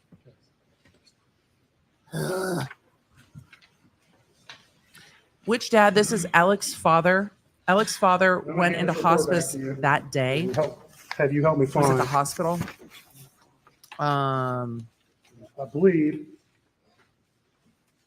Maggie receives a text later. These are going to look exactly the It same might way be they from did in the Rogan. Jen Could you Shaw find that case. text in there for me, please? Yes, Chad, I sir. appreciate you deciding what emojis were there. Probably not some of them, considering they were talking about the fact that father was dying and this was the family chat. Alec this week was also going to be in court on the Mallory Beach boat case, and I believe had been confronted that morning by Yes, his sir. law firm. I've We're going to hear located about it. that. We're not there What yet, time did that text arrive on the phone? which is odd. He That was just text confronted by his arrived law firm, On and then they're all at the murder scene. 6/7/2021 at 9:34:14 p.m. UTC -4. Thank you guys for the gifted memberships. That's so kind. I saw 2 of those go through. So Ryan Blackhawk, thank you for the gifted memberships. Allie Foley, thank you for the gifted memberships. And welcome new law nerds All right, and that's text. who are going to is be real from- excited about not being That in text, slow it mode. says it's from Rogan. And that's at least what the call or the apps, or excuse me, the So contact. list Rogan's in says. the family group Yes, sir. chat. That's the name that was entered in the contact list associated with that phone number. And that Oh, wait, arrived no, on this is a Maggie's separate phone text. when? On 6/7/2021 This is the other at text. 9:34:14 p.m. UTC -4. This is the tell And Paul to that call me text. Text ever read. No, sir. It appears as a status of unread. That's sad. Now, let's be clear about something, Lieutenant Dove. When we say a text is read. Let's be or a clear. call was answered, can you know for certain from your forensic analysis of who the actual person was who answered a call or made a call or read a text? No, sir. I cannot tell you who did it. I can Who? tell you that the phone has the information. Phone recorded Blaze certain got us. information, but I can't tell you who's actually touching the screen or pushing the button. Glad you've been a member for 3 months. But in order to place a call or to place a text or to read a text, what condition has to be satisfied? I know the answer. Pick me. Pick me. You have to enter the code. All right, we'll continue for now. Where was I? What condition has to be satisfied in order for someone to make a Code. call You need the on a code. phone? You need the code. You need Unless you're making an emergency call, like a Unlock the phone. 911 call, you would need to know the passcode to be able to unlock the phone. I'm getting to punchy. get It's to late. The, I'm to tired. the contact list or either to the number It's time pad for to snacks. dial the number. All right, so you need to know the passcode, correct? Yes, sir. To unlock the phone, correct? Yes, sir. And are there other ways to lock these phones or unlock these phones? There's also too with iPhones, which this one was, there's the biometric way of doing it. If you Your set a face. face unlock, where instead of having to enter your passcode every time, you can look at it, the camera will activate, and then it'll unlock via your face. No, your face. It's late in the day. We've moved on to fruit jellies. So that was I needed gummy 282. candy. I see 282. I've also got jelly beans. I'm But gonna today it was fruit gummies. show you, I believe there's Oh. some texts from Alex that Fruit gummies. Maggie received that night. Can you find those in that Yeah. report, sir? Yes, sir. So we've already seen the photos from Rogan's phone. Rogan was trying to get back in touch about the dog with Paul. He was a friend that lived close by. And then we now see, or we also saw the photos that he texted Maggie because Paul wasn't answering. And so he texts Paul's mom and was like, have Paul call me. Yes, sir. I found the text thread. What's the beginning? Which gives prosecutors a real good timeline, especially given Alex, what I thought was a very human and parent answer yesterday that actually made me laugh, but also makes me deeply sad. All right. When they let's were like, look where does at- Paul keep his phone? In page that interview, he 16. said normally in his hand. That Can you establishes read a that, sir? timeline for when he's not answering his bestie. Are you referring to the bottom text on that one? His phone, Yes, sir, I can. his dad said it's normally in his hand. And who's that text from? That It's tells you from that Alex. something is very wrong when he's not Who's- answering his phone. Was sent to Maggie's phone, correct? Yes, sir, it was. And for better or for What time worse, did that arrive on Maggie's phone? It shows 6/7/2021 at 9:08:58 p.m. UTC -4. and for better or for And worse, was that that gives a text ever tight read? timeline of when No, these sir, killings shows happened. Status is unread. And the prosecution's going to have to deal with that timeline because does not give Alec a lot of time. Or I can anyone, hand you really. back the report if you need to refer to it again. But we previously discussed a text at 8:49 and 27 that from Lynn G, I believe, that was read, correct? Yes, sir. Is there any texts that arrived on Maggie's phone after that time that were read? No, sir, there was not.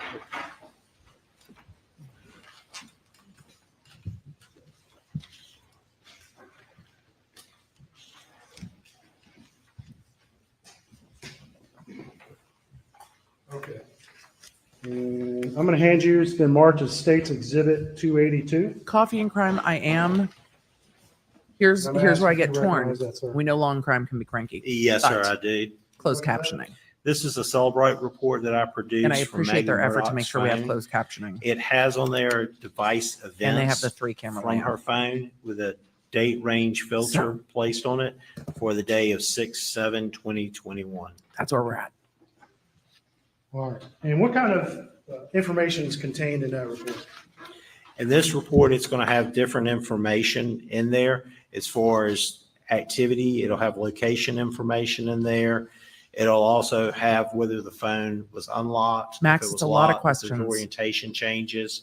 It'll also pull if it was plugged in, whether to a car or to the wall to charge. And these are all, this is all, most of this is information that's stored in those databases we discussed previously, correct? Yes, sir. Most of this information is in the Knowledge C database. Okay. Kate P asked a really good question in the chat. Is there evidence Alec went to his mother's? Yes. His car, his cell phone, and the caregiver at his mother's. So yes, there is, because she wouldn't be a reliable witness given her condition. That's true. But his car had GPS, his phone has Reports of GPS, evidence. and the caregiver will How testify. many pages is this report?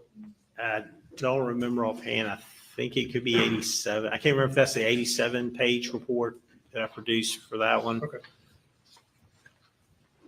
I know a lot of you are saying, what if he tried to turn his son over to face unlock the phone? I don't think there's evidence he tried to turn his son over, but given the injuries, I don't think that would have been possible. I'm sorry to say that. It's just, I know there's going to be speculation about that. I don't think that's possible. I'm going to So direct your attention, if you can read that. So no, I don't think there's 4336. I don't You think see that's a that at the bottom, possibility. sir? Yes, sir, I do. And what information is contained online? I saw a very good question. Who runs Nightbot? Nightbot It runs has, the us. first column has the number, then it has Nightbot device is- events. Nightbot The runs next column himself. that's populated has a date of 6/7/2021, 8/17/15 p.m. UTC -4, start time. Then the two columns over, it has unplugged, and this information was obtained from the Knowledge C database. The phones are in airplane mode What does because law unplugged enforcement mean? put them in It airplane would mode when they indicate that the collected phone them. was unplugged, whether from a vehicle or from a wall or a computer that it was charging.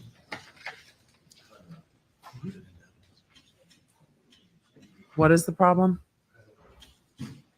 Why is everybody walking everywhere? And I'm going to show you again, states 283. And you previously explained that as a report you prepared off of Maggie's Cellphone phone, correct? Yes, sir. And it's a timeline report, correct? Yes, sir, the device events. And at this time, state would move to introduce. I mean, I guess to be Exhibit fair, 283 Nightbot is into just that. Nightbot. So I would just go with Nightbot. I've never asked Nightbot, but Nightbot's a bot. So Nightbot is just bot. We try to keep the robots happy over here. So we try to keep Nightbot in a good mood. Nightbot gets sassy. Lilith asked, can you use a photo to use face recognition to unlock a phone? I only know about iPhones, but iPhones also use different heat detections and different 3D mapping of your face. So no, a photo would not work. Yes, unplug from a wall, like if it was charging out of a wall or if it was charging I'm going to direct your attention to at a computer or line whatever. 4354. So that's the answer, Lilith. Leanne G, thank you for the gifted memberships. Can you see line 4544? Yes, sir, I can see 4354. And what's the date and time associated with that log? 4354, the date associated is 6/7/2021 at 8:30:23 p.m. UTC -4. And what is that data entry? That entry shows Poshmark buy and sell fashions. Would that be a website? Yes, sir. Oh, What does that indicate to you was occurring on this phone at that time? That it was possibly running in the background. Okay. Would this be a website that had been previously accessed on this phone? Yes, sir. oh. Poshmark. Poshmark has entered the chat.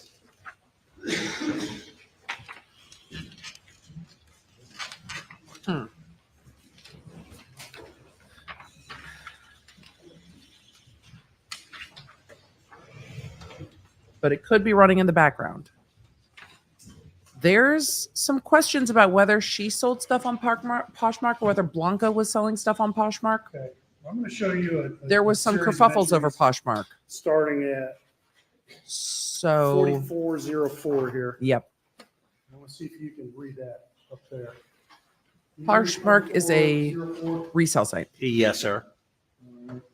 And above that is 4403, correct? Yes, sir. And what is that line entry we see at 4403? It shows that the display was on, and that was obtained from the Knowledge C database.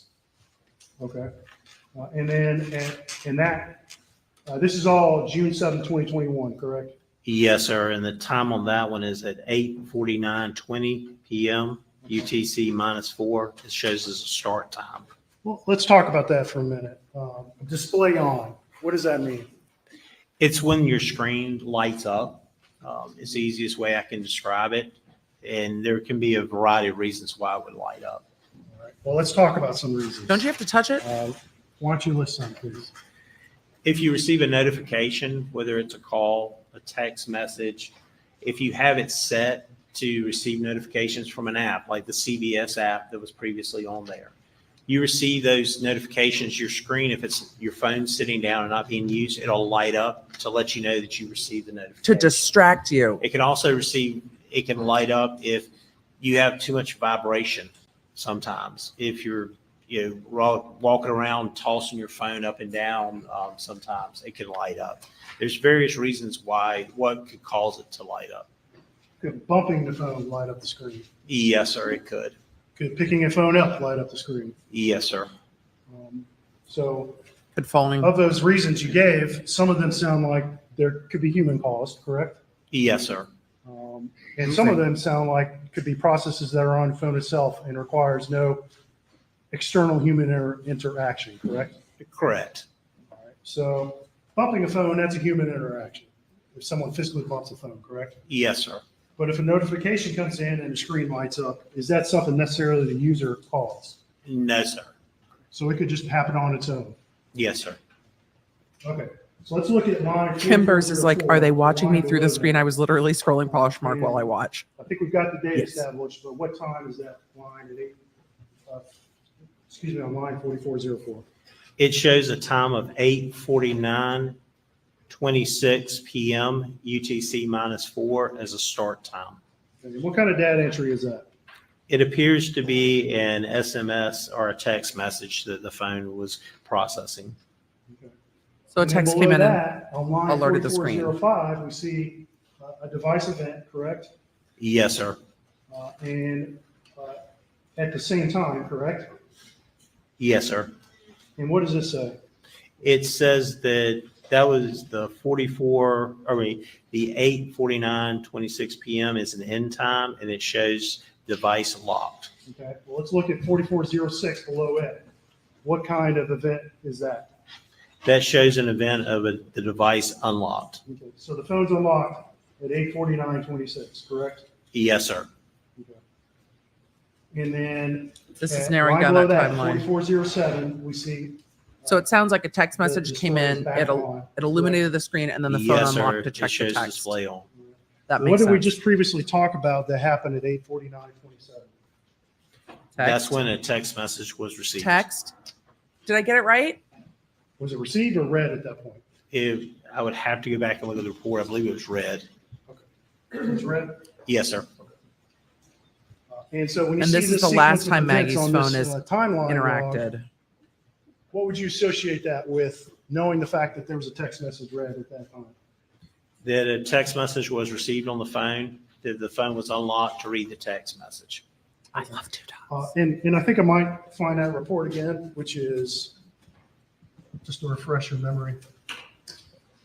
So this is the last 279. interaction with Maggie Murdaugh's phone, which is giving them a much narrower timeline than I think we're going to get from the coroner. So That's the wrong one, sorry. Emily said, Poshmark literally 282. sending me My apologies. final shipping notifications when I'm too busy watching Emily T. Baker. Poshmark hears us talking Just about refresh that. your memory. Why don't you go back and look at that event at 8:49:27. I believe it was the text thread from the family members.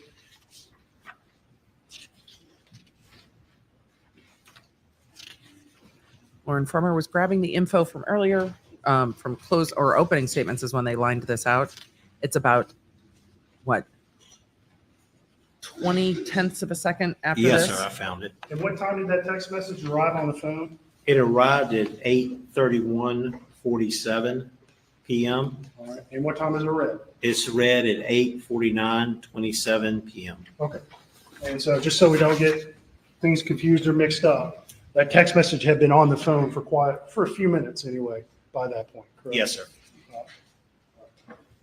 But it wasn't read until 8:49:27, correct? Correct.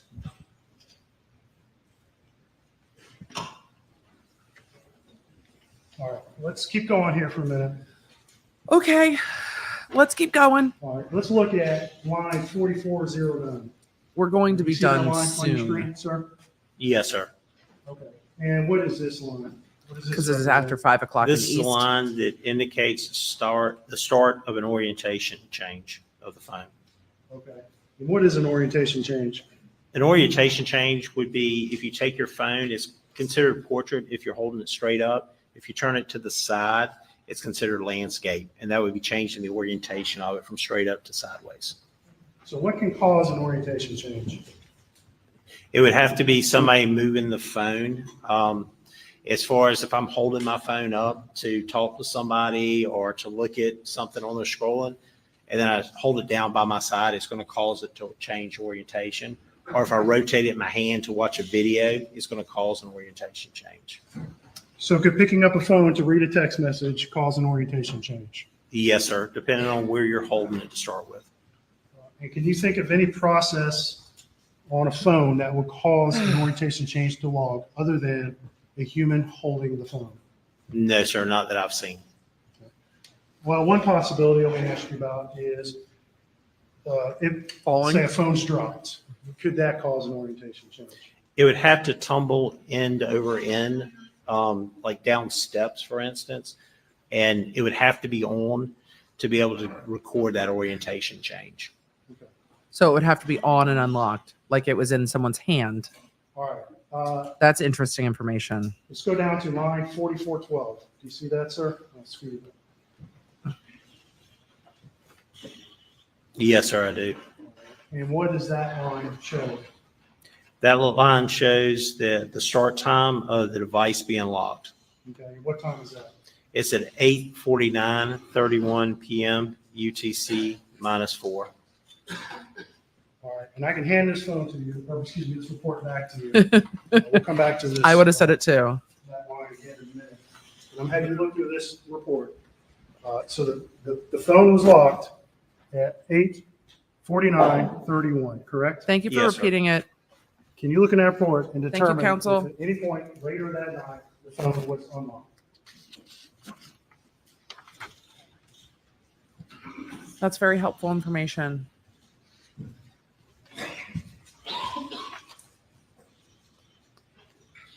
So I'm gonna have to go look at the orientation chain. I'm gonna need to go back through and narrow down this timeline a little bit on 2X.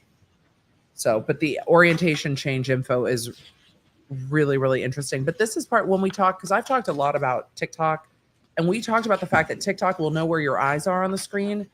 The technology's in the phone to do it. Most apps don't access and aren't allowed to access that data. And that's why there's a whole bunch of lawsuits over TikTok. But the phone knows. It knows where on the screen you're looking.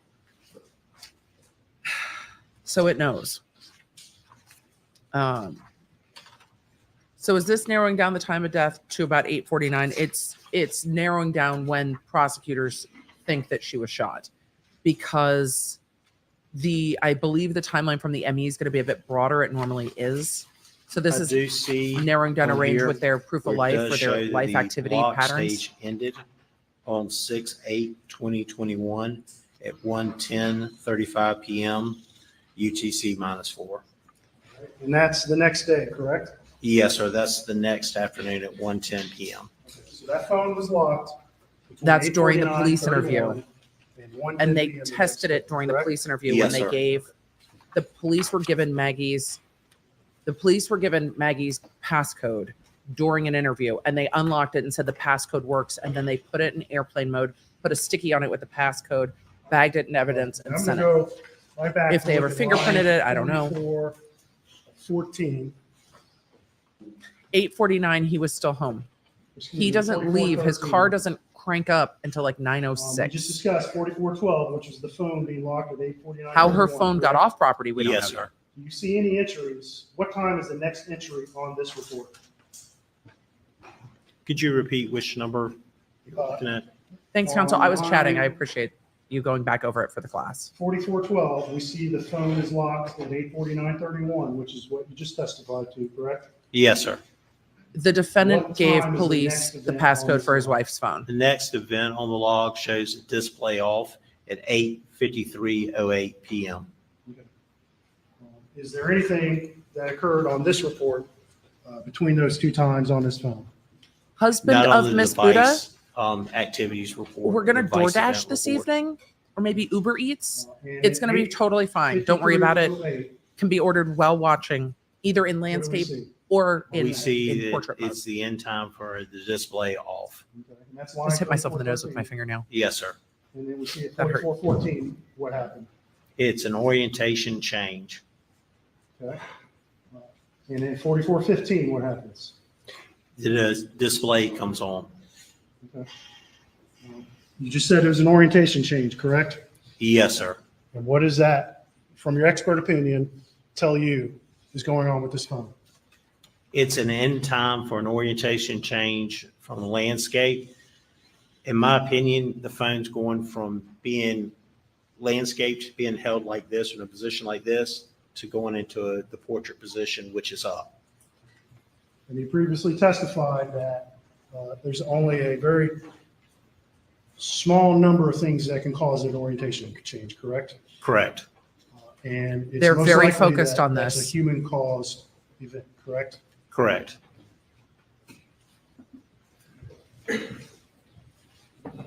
Yeah, did someone pick up her phone? However, you can't testify to today as to who. Somebody held that picked up her at that phone time, because correct? her phone got down the Correct. road. So somebody picked up her phone and her phone was unlocked. It seemed unlocked when she was shot. So somebody picked up her phone and moved it. We're not going to know who did it, but we know somebody did it. All right, and let's keep going here for a little bit. We're at The judge is like, no. 8:53:12, and- excuse me, 8:53:24. That's line 4417. What do you see again? It shows an end time for orientation change from portrait. And then we see at lines 4418 and 4419, we see the display come on and off, correct? Yes, sir. It shows the end time of display on, and then it shows the start time of display off. What are those?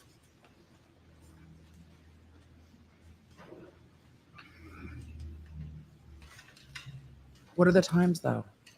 Did he say? All right, we'll go to the bottom of that page. But yeah, and Alec look is at very lines interested in all of what's happening. 4428 and 4427. What do you see there? sir? On 4428, it shows the start time at 8:54:40 p.m. of the 8:54. orientation change to landscape. At 4429, it shows the end time, which is at 8:54:44 p.m. orientation change from landscape. And my apologies, I meant to direct you to lines 4426. No, and that was super helpful, 4427. counsel. I wanted to You see tie that those up. events. So On those Your witness lines, is reading my it mind. shows at 8:54:34 p.m. It shows the start time of the camera in the phone. what? And how long is that camera on for that you can tell? What? It appears to be on for 59 seconds. What? Or, yes, 59 seconds. I'm sorry, 1 second. 1 second. I'm sorry, doing math sometimes gets me. It's okay. Same. All right, so that camera's on for 1 second. In your opinion, what does that tell you is happening on this phone? It appears the phone's being moved and the camera's activating in the background to see if it would recognize somebody's face that would unlock it. So the phone is attempting to face unlock, correct? Yes, sir, that's what it appears. But you just specified that after 8:49:31, the phone never unlocked, correct? Correct. So with this camera Oh my God. entry, does the phone successfully unlock? No, sir. Now, can you tell us what that camera was looking at? Do you have any data that would suggest specifically what the camera was looking He at? told you what he thought it was looking No, at. sir, I don't know what the camera was being pointed at. He So said you could be looking at the ground, Yes, sir. he said it was looking for a Yes, face. sir. A pocket. somebody's face other than Maggie Murdaugh. Yes, sir. The but- juicy shit's been buried at the end of the day. If that camera had seen Maggie Murdaugh's face, what would you expect to happen? It would unlock. I would expect for it to unlock. Yeah. I don't know if anyone's trying to unlock it.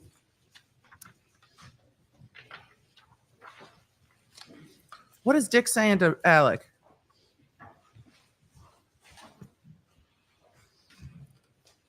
What are they saying over there? Did you see him? Alex like looking down like they're looking at a phone. Let's look at line Oh, I'm gonna have to rewatch some of this tonight. 4434. And this is at time 8:55:32. What do you see there, sir? They need It to do a shows good the job end time connecting this for the orientation jury. Portrait, which Later. means it was ending in that orientation. So it So got again, picked at up. that time, would it be your opinion that phone was held in somebody's hand? Yes, sir. Well, we know that. We know somebody carted it off because it ended up away from the murder scene. So this is just verifying that. And the defense Let's can't look real argue this quick. didn't happen. Bottom of that page. They're just going to That's argue it wasn't line Alec that did it. 4441. What is that information there?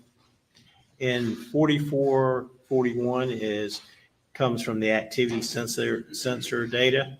Oh, And that's at 9 o'clock even PM. And it shows steps. It also shows distance traveled. Okay.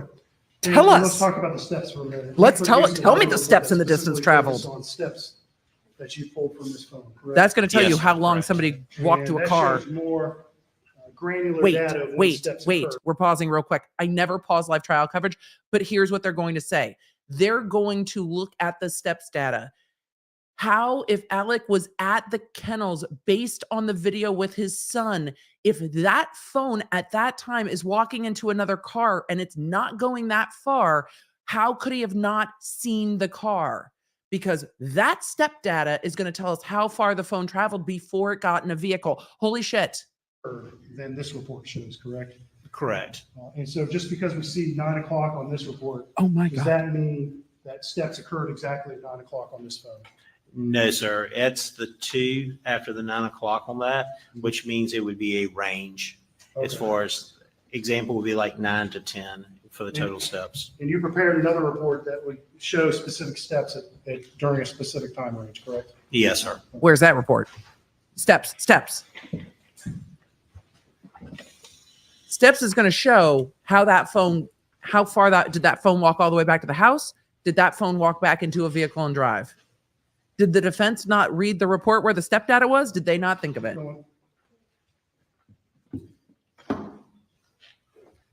All right, let's look at Let's. line 4447. What do you see there?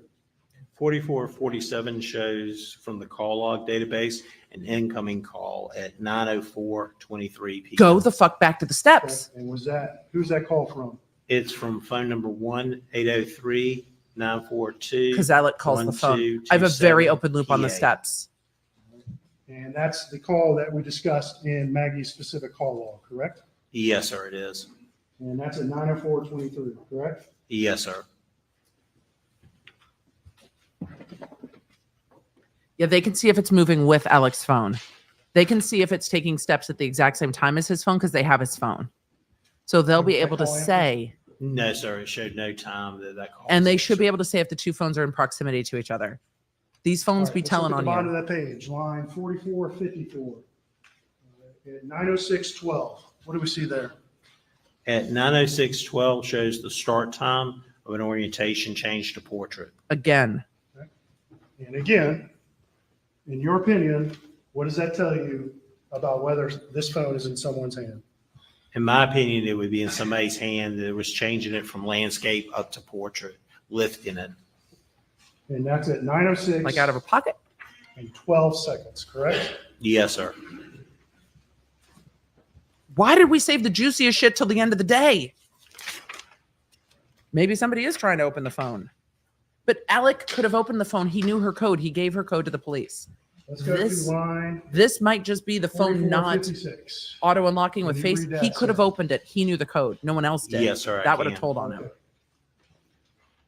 He might have called the phone to find it. And line Sharon in the chat said he called the phone to 4457. find it. He might have called the phone to What Yes. is locate it. line 4456 Or and to build his 57 alibi. associated with? They're associated with a phone call that was incoming to Maggie's phone. Okay. And what is the time on that call?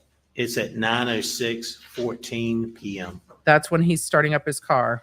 2 seconds after that orientation change, correct? Yes, sir.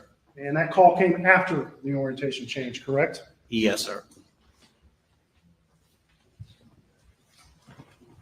They're going to have a much more detailed closing based on these questions. And again, you can't tell us whose phone, or your digital forensics can't tell us whose hand that phone was in at that point. Correct. All you could tell us was the phone was locked at that point, correct? Yes, sir. I need to know about the steps. Can we go back to the I'm gonna hand steps? this back to you, and I want you to review this report. Steps. And I want to have you tell us if that is the final orientation change in 9:06:12 or not. See if you see any further orientation changes. There are after that bodies point. of water. The bodies of water were searched. The searches were negative for evidence. This is going to take most of the morning tomorrow too, because we've only gone through 1 of 3 phones. This is going to be most of the day tomorrow, and I'm here for it. These are the pieces. They are just flipping over the pieces to try to link it together. But oh my God, We need the steps, and we need to know how many steps Alec's phone took. Did the phones take the steps together? Was it roughly the same amount of steps? Was it at the exact same time? it's going to tell. Oh my God, it's going to tell one way or the other. But you would think I if do they're see the prosecutors, end time if for that the didn't match up, orientation they wouldn't have report prosecuted this they're case because that'd be a reporting. big problem. Okay, what time was that? It was at 9:06:20 p.m. And when you say end time, what do you mean? It's just the time that it recorded that it stopped in recording that portrait mode. It So you does saw not, the orient, excuse me, I don't mean to interrupt. Please finish. I'm sorry, I was going to say, I don't see any orientation change to landscape after that in this report. Okay. So at 9:06:12. When did the phone get dumped? The orientation change starts, correct? Yes, sir. At 9:06:14, there's an incoming call from Alex, correct? Yes, sir. And after that point, you do not see any more orientation changes, correct? Correct.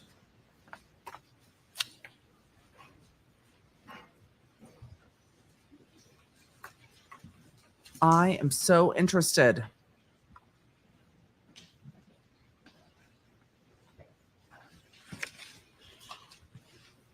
Just so interested. All right, let me direct your attention. Excuse me. I think the jury will We talked understand the about point. 9:06:20 They talked about it in orientation change opening. time, correct? Yes, sir.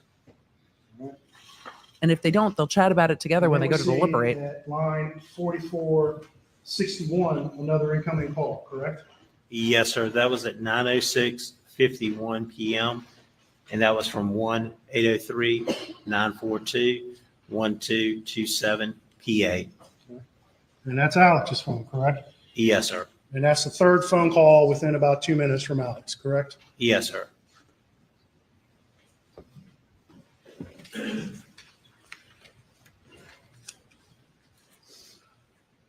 I don't think Alec knew his phone was tracking that much. Hard to argue that guy doesn't know what he's talking about. He clearly knows what he's talking about. The defense is going to argue, but you don't know who had the I phone. see an entry at line 44. But Alec had his phone the next day when the cops came. Nobody stole his phone. Yes, sir, I do. And that's a display on and off, correct? Yes, sir. If he had her We've phone, already discussed they there will could be link a number up. of reasons for that display coming on and off, correct? Yes, sir. And the data you see on the phone is not going to be able to tell you exactly why that screen came on, will it? Correct. All right, line 4466. What is this? 4466 shows a text message received incoming at 9:08:58 p.m. From the phone number 1-803-942-1227, Alex, to Maggie Murdaugh. What does that text say? It says, going to check on M, be right back. All right, I'm going to put you on the spot here. That call. occurred Witnesses at love to hear 90 that. The last call from Alex occurred at 9:06:51, correct? Yes, And the text came from Alex at 9:08:58, correct? yes, And this was a text that was never read, I believe you testified to in the previous report, correct? yes, sir, correct. All right, I'm going to put you on the spot here.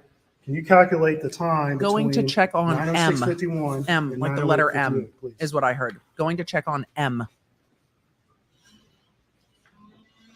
On mom. He Take said he your went to time. go check You on need his to- mom because dad was in the hospital. It appears to be 2 minutes and 7 seconds. There's 2 minutes and 7 seconds between that call from Alex to that text from Alex, correct? Yes, sir, correct. Thank you.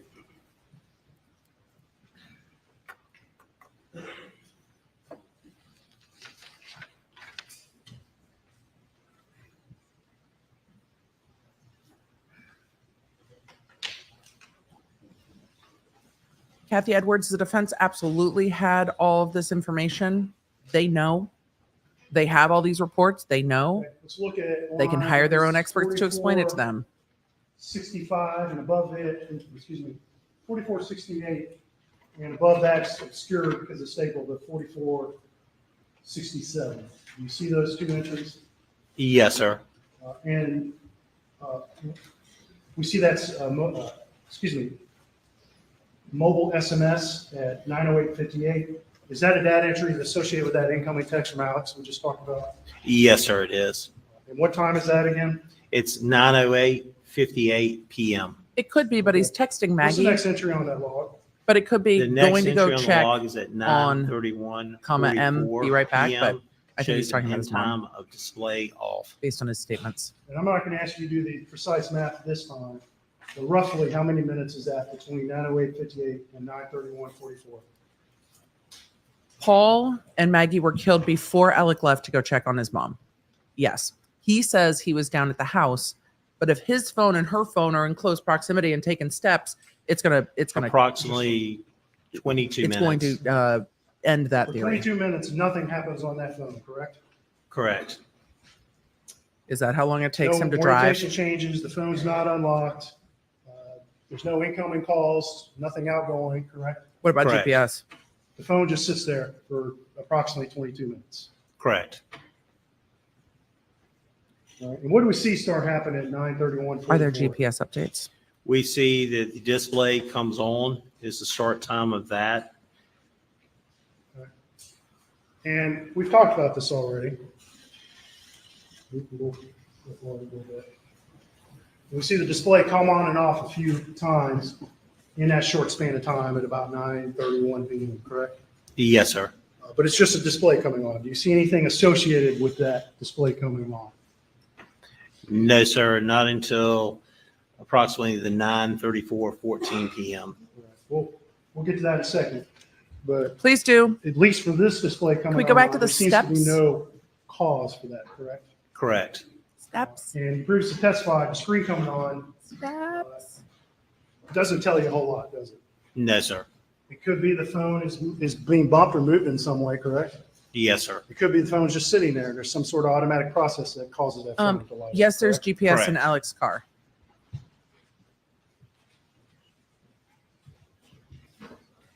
That's what we heard in opening. We start talking about it, but we see a instant message on line 4477, correct? What do you mean by Yes, sir. I am? And that's at what time? That's at 9:34:14. Do we mean PM. iMessage? And which contact is that from? It shows the contact of Rogan. And what does that text message say? That's the It Rogan says, text. "Tell Paul to call me." That's an You previously iMessage. testified about this in her text message log. Was that text message ever read? No, sir. And we saw that image from Rogan's phone. That was an iMessage. Blue bubble. He needs to stop saying instant message because they're iMessages. Instant message gives like AIM vibes for me. So I think those are properly iMessages because we saw the photo of Rogan's We're gonna phone Step down a little bit, in evidence. and I'm on line Steps. 4498. Yeah, 98. And we see there, it looks like an incoming call, correct? Yes, sir. And who's that from? It is from PA with the phone number of 1-803-942-1227. And was that call answered? No, sir.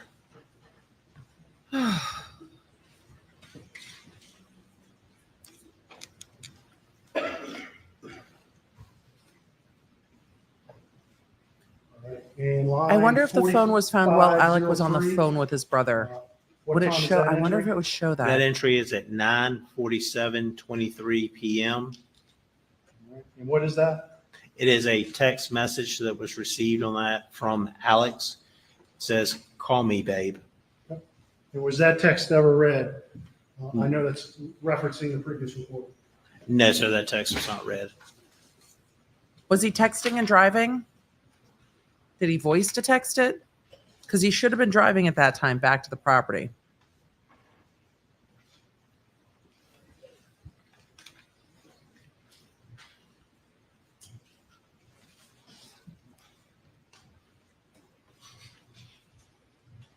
I have lots of questions. I'm gonna hand this report back to you. This And I wanna man has look- the have you answers. Look at the next few pages. I want you to tell this jury whether you see anything in your expert opinion that would indicate that anybody actively used that phone after that last text call. Is it a text or is it a call?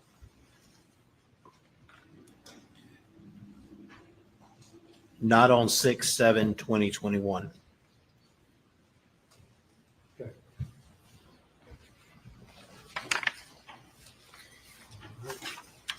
Jenny Nickel, that's helpful. If that's a Cellbrite quirk, then it's not the attorney's Okay, fault. I'm going to hand you what's been marked as State's Exhibit 284. These at that and tell exhibits us we what it should is, get please. in. These papers we should get to see. Maybe the judge is riveted too. Maybe that's why he hasn't called it for the day.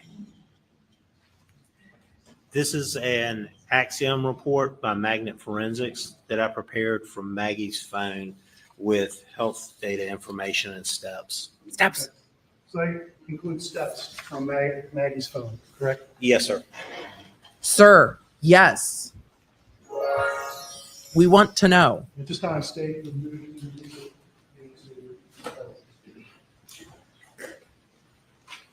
Y'all, I am riveted.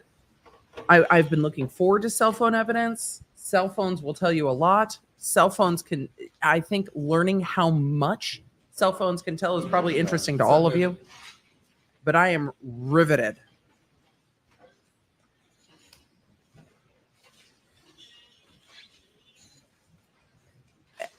Is it me? Chat. Check me if it's me, because I'm here for it. Did Alex's demeanor change when this witness started getting into the steps and the Maggie's phone and the orientation changes? Direct you to record 22. Am I reading into it? Because his demeanor seems to have Record changed to 23, me. excuse me. Y'all are like, yes. All right, record 23. What information does this record tell us? This record tells us that 38 steps were recorded by this phone on 6/7/2021 at 8:17:41 p.m. was the start time, and the end time was 6/7/2021 at 8:18:29 p.m. How many steps were taken at that time? Oh, 38 steps.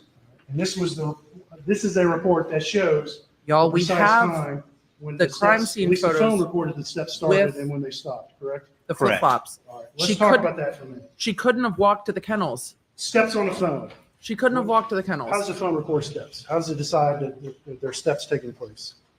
It's several different ways it can record. She couldn't have walked to the It's kennels. depending on how the phone's carried as to how many steps it records. If you carry a phone in your hand and you walk, it's going to record more steps. If you carry it on Really? your waist in a phone case, Wait, I get more it's not going to points record as many steps if because it's in it's my- not detecting the motion.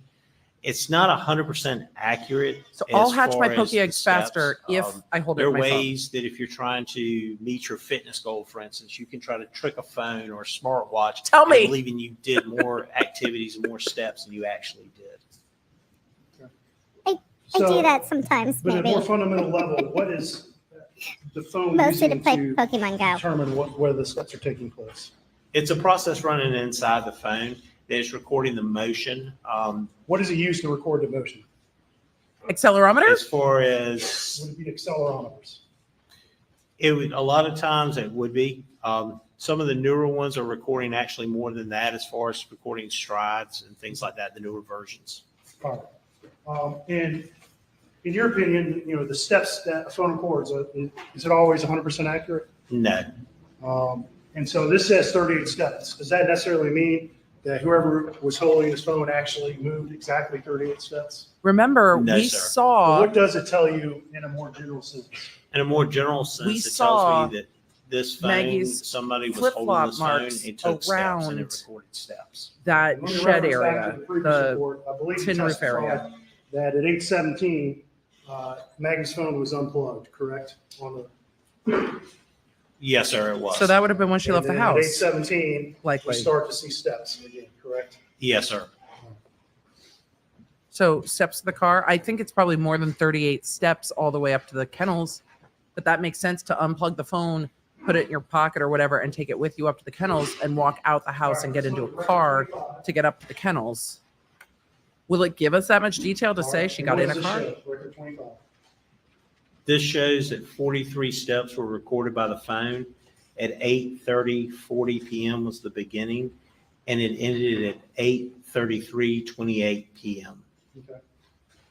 All right. And let me point out something real quick. I missed how many steps that was. The entry above that. How many steps was that? From 8:30 to 8:33. Chat, did anybody catch that? Did he say 9 or 10? 43, 47, I don't know 34. the number associated, but Damn it, I didn't hear it either. it says 810. Oh, okay. Some number in the 40s. Everybody said 43, 48. All right.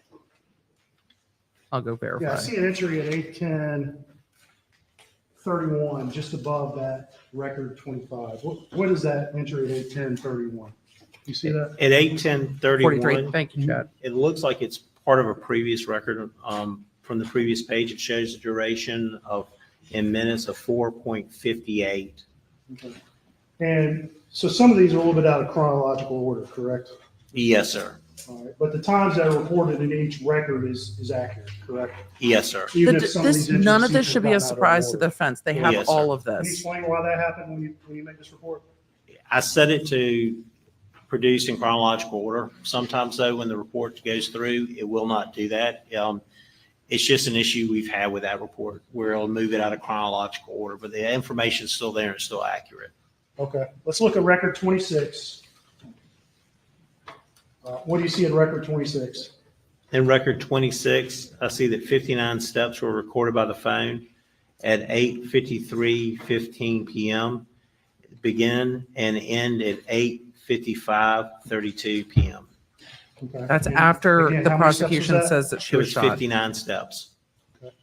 And After I they think you say- previously after they testified, say we're Maggie looking was at the shot. timeline, it looked like someone was manipulating with that phone, correct? We Correct. saw some orientation changes, correct? Yes, sir. Correct. We saw the camera come on at approximately that time, correct? Correct. But the phone's off, correct? Correct. Phone's locked. Camera's trying to read a face. I want to give this back to you, report that. have you look at 59 it real quick. steps. And you've Or also, I 59 know, steps to move the guns Studied this and get to the car. phone data in more detail than just in that report. Are you aware, after that 8:53 entry, of that phone ever recording any more steps? No, sir. The next set of steps it shows it recorded was on 6/8/2021 at 3:12:22 p.m. The next day. The next day, yes, sir. That's when officers have it. And let's circle back to that real quick. I know you were not present for the collection of Maggie's phone. Is that correct? Correct. But generally, the circumstances. I can't wait to see as this you whole understand report. them, are what and how it was collected. The phone was collected from the side of the road. It was given to crime scene, who brought it back and logged it into our forensic lab, at which point I went over, logged it out of the forensic lab, and then took it over to our office to log it in. And it was, but it was not collected till the next afternoon, correct? Or Correct. found Until the next afternoon, excuse me. Correct. My understanding is it was found on 6/8/2021. Early AM. I think we're at a good stop. Your Honor, All right, ladies and gentlemen, thank we you will for letting us find out the steps. adjourn for the evening and start back at 9:30 tomorrow morning. Please do not discuss the case. He has a very brief, please do not discuss the case. He does not have a whole, don't go on social media, don't do this, don't do that, don't do any outside research, don't talk to anybody. It's very much, y'all know what to do. Just behave. So the jury's exiting the room. I want to keep seeing the courtroom demeanors. It looks like Alec and Jim Griffin are still going over these reports. Woo! This is going to be very, very interesting. They should have a chart for this timeline at closing. I hope that they do. This is more detail than we had at opening, but we now know that that phone walked off with somebody. Look, man, if Alec Murdaugh's phone is moving right around 59 steps between 8:53:15 and 8:55:32, it's going to be interesting. And I wonder if that means Alec or whoever did this walked back to the house. But again, if Alec was at the kennels and we see him on video at the kennels at 8:44-ish, and then the person who killed Maggie took the phone only 59 steps, they would have had to have gotten in a car somewhere. How did he not see the car? Then we're ending up in a full, like Legally Blonde, you would have had to find my client with a gun in her hand to make your story plausible. And then Chutney loses it on the stand and goes, it was me. I thought it was you coming through the door. Like, this puts the timeline down on, okay, well, if it wasn't you, you never said you saw a car. He said he saw a cat, but you never said you saw a car. So which car left? Is 59 steps a reasonable walk from the kennels to the house, or did you necessarily get into a car? But the phone isn't walking itself. And so, though this is not done being tied together, we can see the direction this is going tomorrow, and we will see what Alec Murdaugh's phone says. Now, if his phone is not bopping around at that time, is it turned off? And that will be telling too. So Emily Outdoors said, in rural backwoods, you can see headlights for a long distance. Yeah, he would, because he's on 17 acres by himself. So, and his son is being threatened over the boat case, and the boat case is getting ready to start trial. So his son is being threatened. He said all the time, he's receiving threats all the time. Paul is receiving threats all the time, and nobody comes out there. It's night. Nobody's expected to be out there. So if you see headlights on your 1,700 acres and your kid has been getting threats, then, and you have a gun room, aren't you just standing on your stoop waiting for whoever is coming down your driveway? I would think that's how that would go. I'm just speculating. Tomorrow's going to be very interesting. Oh, I am very interested to see. So Marissa said, cats don't even have thumbs. How can they carry the phone? It is Attorney Needlehoff's cat, who can also Google. So I'm very interested to see. Oh, very interested to see. I'm going to try to grab some questions. I'll try to summarize a little bit. Anastasia said, I'm so confused. Alex said he took a nap after dinner and then called Maggie, no answer, and then went to see his mother. So how is he in the Snapchat video? Anastasia, either the video's a lie or he lied. One of the two. We have other inconsistencies from him. So there are definitely some inconsistencies here, and we will see. Wouldn't gunshots echo in that area? You would think. It's quiet. All right. And that is the end of court for the day. Wow. Things happened. Things happened at the end of y'all. Things happened at the end of today. Okay, I'm going to do a quick summary, and then we will go from there. Oh my God, Emily, the prosecution is going to compare Alex's phone steps to Maggie's. They have to, unless his phone is turned off, because in opening, they talk about his phone having no activity. So we will see, but they talk about Alex's phone having no activity during a specific period of time. And I'm going to have to go back to my own timeline to the opening. Let's see. This is the hearing. Where's the opening? Those are peremptories, jury selection, jury being sworn. Cell phones go silent forever. So it's got to be in here somewhere. I don't know if I wrote it down exactly. When Alex's phone, it says cell phone evidence shows he was there. His cell phone will show he was there. That's what opening said. His cell phone will show he was there. So I need to go back through the timeline and openings. So we're going to see. We're going to see what the phones say. But there was a period of time that his phone was off and then was back on right as he started texting and calling. But we'll see if his phone's plugged in or not plugged in. The court is just showing him being walked back out to the transport and being transported back. The deputy is carrying all of his books. He is handcuffed when he is moving outside of the courthouse. They've got his jacket over it, so we can't see that. So no Snapchat today, but quite a lot of information. All right, he's being transported. I'm not bothered. Let's do a quick summary for today. Wow. A lot at the end of the day. A lot of information at the end of the day. So we are at the end of day 7 of the Alec Murdaugh double murder trial. A lot of cell phone information came in at the end of the day, and we are starting to really get into a narrower timeline with what was happening with these phones. The expert on the stand has been testifying all of the afternoon. And in testifying all of the afternoon, this witness has talked about what was going on Maggie Murdaugh's phone, when it was activating Poshmark, when it was in vertical or horizontal orientation, when it was changing orientation, when it was moving, when it had steps registered beyond the time when prosecutors believed that she was murdered. So this phone literally got up and walked out. We knew it would walk away from the murder scene because it was found down the road. we're going to get more information on that. Tomorrow, we should be getting into Alex's phone and Paul's phone with much more information. So we've learned a lot about cell phones and what they can track.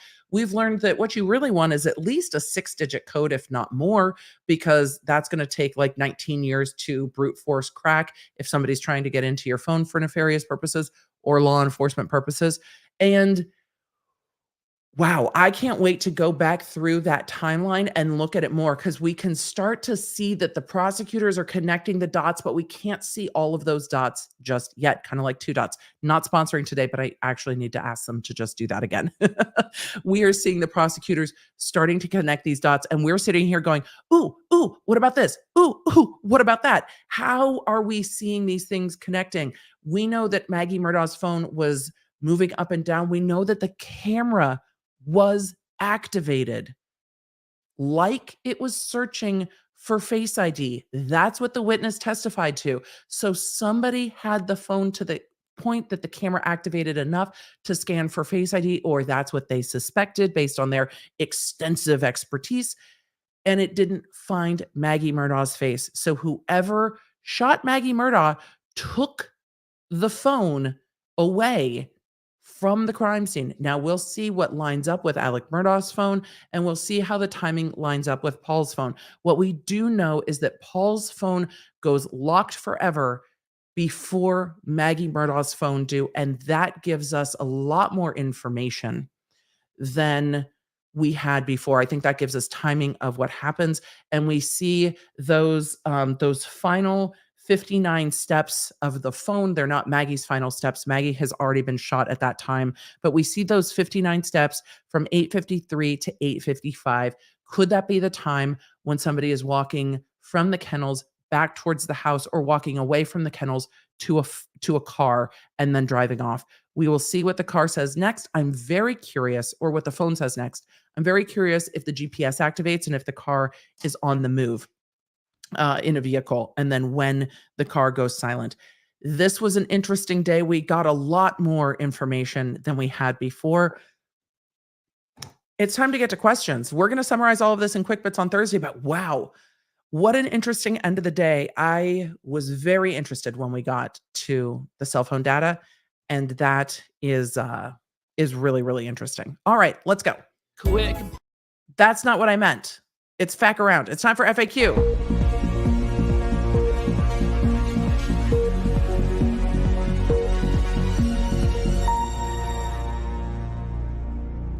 We have a lot of super chats. I don't know if I will get to all of them. I will try to get to as many as I can. We will resume tomorrow morning at 8:25-ish Central Standard Time. 8:25 Central Standard Time.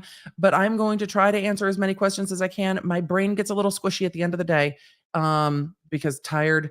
So we're going to keep seeing this cell phone evidence rolling in tomorrow. I hope that the media outlets that are present in court that have access to this data start. We want to see it all. Bring the data. I want to see this printed out so I can start timelining it for you all when I do my summaries on the Quick Bits channel. We also have a new podcast tomorrow. For those of you that are new to me, to my coverage, to what I do, if you want to subscribe, do the subscribing things. Yes, it actually matters for YouTube to be subscribed. It helps. It helps the channel grow, and it helps more people find the coverage if you like it. So let us keep getting to questions. Motion to send EDB to the courthouse. If I'm at the courthouse, I can't do this. That's the thing. I can't stream and be at the courthouse. So I like doing this. I also couldn't sit on my hands during that last witness. I would be like, ooh, accelerometer. In court, my face would be doing that. I'd be like, oh, are you going to connect this to Alex's phone? Are we going to see his steppies? Are we going to see them together? Are we going to see that the phones are in proximity to each other? I couldn't sit in this court. I would be much too active. I would get kicked out. My face would do things. When you're sitting in court, your face it's not supposed to be doing things. So I would be sitting in court wanting to be like, no, shouldn't be doing that. So I am better here. We just have to wait. So I have to be patient. My phone shouldn't be doing things. Do we know if her Apple Watch is in evidence? I have not heard a word about it, but it sure should give some information. Apple Watches have heart rate and heartbeat detection, fall detection, and things like that. I don't know. I don't know if they have that. What was Buster doing during the time of the murders? It has been reported by media outlets that he was nowhere in the area and he was driving from, I think, Charleston to show up later. Can the phone recognize steps versus being in a car? It can recognize steps versus being in a car because the movements are different, but the car should pick up to GPS if there's anything trying to access GPS. And we might hear that tomorrow if that happened. Question, have you heard from the chatter who was planning to attend court today? No. I did not. I picked up yesterday during the interview that Alex said he didn't know the names of the kids and the boat incident. That was strange. I didn't pick that up yesterday. I'm going to have to re-listen to it. He was being sued over that incident and his son was being prosecuted. And these are kids that were lifelong friends. So I think he knew the name of every single kid in that boat incident. Every single one. Defense team looked nervous. Maybe they might have known the data, but underestimated the full analysis. Thank you and your team, EA Team Baker and the Mod Squad. They might have not counted on how the prosecution was going to present it, or they might have been like, ooh, that sounds worse when we're sitting here listening to it all together. That sounds worse than it sounded when we were going through it. So maybe, we will see. We will see. Please rewind. It looked like he grabbed something from the jury box. I did not see that. That would be very odd if he did. I trust the deputies would catch it. But it also looked like one of his attorneys passed him a cell phone earlier. It was weird. Let's see. Y'all, in 2021, iPhones updated to interact with each other to notify you if you had interacted with someone who reportedly tested positive. For the vid, you can get a report of IPs you were close to, reverse engineer. I don't know if they did or didn't. We're going to see if they did. Thank you very much. You're welcome. True Perry, it's a slow roll to get to these moments, but the cell phone data is going to tell us a lot. The thing is, will it answer enough questions for this jury? Will it answer the timeline questions enough for this jury? Because we still have one person accused, 2 guns, a bloody crime scene, and no blood on the defendant. We got questions. So can't they have a chart? Not at the end, they can use a chart as a demonstrative, but they can't give the jury a chart. The chart, they have to give the jury all the information, but they can make a chart to demonstrate later. If they had Apple Watch, it should show that. It should, because it's monitoring it. Would discovery show detail phones and steps? All the reports the prosecution has, they gave to the defense. So the defense has all these reports. How they interpreted those reports is up to them. Do you think the prosecution made some ground back this afternoon? Thank you for the coverage. I think they're starting to connect the dots. I never really saw that the prosecution starts from this person is presumed innocent, and then they have to earn ground. I don't ever think the prosecution loses ground. They either earn their ground to a guilty verdict or they don't make it to a guilty verdict. So they start at the presumption of innocence and they have to prove their case along the way. So I don't know. I think they did make some ground. It's the make some ground back, and that's me being a picky lawyer, but I think they might have started connecting those dots. We've spent a lot of days doing just foundation. You have to have foundation if you're going to have a conviction, but we've spent days doing foundation. Did Alec Murdaugh turn Maggie's phone into the police? They asked for it. His brother is the one who brought it back to the property. They found it with Find My iPhone. So his brother found it. Alex seems on edge with this witness. I mean, if we assume that he did it, then he's probably pissed that he helped them find the phone at all and turned it over, probably didn't know exactly how much information would be gleaned. If he didn't do it, he probably thought turning over the phone would help find the person who did do it and is pissed that it's being turned back around on him. He said the report showed 9T, which is 9 to 10 steps. We will see. That was way earlier. And I did have a note about 9 to 10. So yes, remember Alex said he heard a vehicle before leaving to go to his mother's. However, he did not hear any shots. He said he thought he heard them coming back, which indicates they were up there in a vehicle. But then he also said he didn't know how they got up there and if they were in a vehicle or not. Question, they mentioned she had an Apple Watch app on her phone. So would they not have data of breathing, heart rate? If she had the Apple Watch on, and if they have it, which they might not, some apps can force an orientation change. The expert should be asked about that if that's true, but it sounds like this was all background activity. But yes, some apps can when you go to, especially games. I've seen it games do that. The first day of testimony, we heard AM talk to the first person on the scene, and he kept asking, "Are they gone?" But didn't he see them and check pulses? It's been on my mind. He did say that to the first officer over and over, but on the 911 call, he said he could see his son's brains. So no, it's not consistent. I don't, if we go from the presumption of innocence, I don't chalk too much up to it because he's going through trauma. So I'm not surprised he's asking an officer, "Are they gone? Are they gone?" If we're going from he's calculated and he's making all of this up, maybe he thinks that's what a person would ask a police officer at a scene like this. I don't know. Maybe it's what he saw when he was at the hospital after the Mallory beach boat crash, talking to all the kids at the hospital about why they shouldn't say his son was driving the boat. Maybe those are the things he experienced, but that's just me. Because again, for me, the prosecution has a very long way to go on this murder trial. There's a lot of questions, but there's also a lot of shit that Alex already admitted that he's done and it's been proven that he's done that is not okay for me. So there are times where if I seem a little clapbacky, this murder case is hard to prove. There's a lot of shit that he's done that is not hard to prove, has already been proven, and that he's already done. So that's where the clapbacky comes from.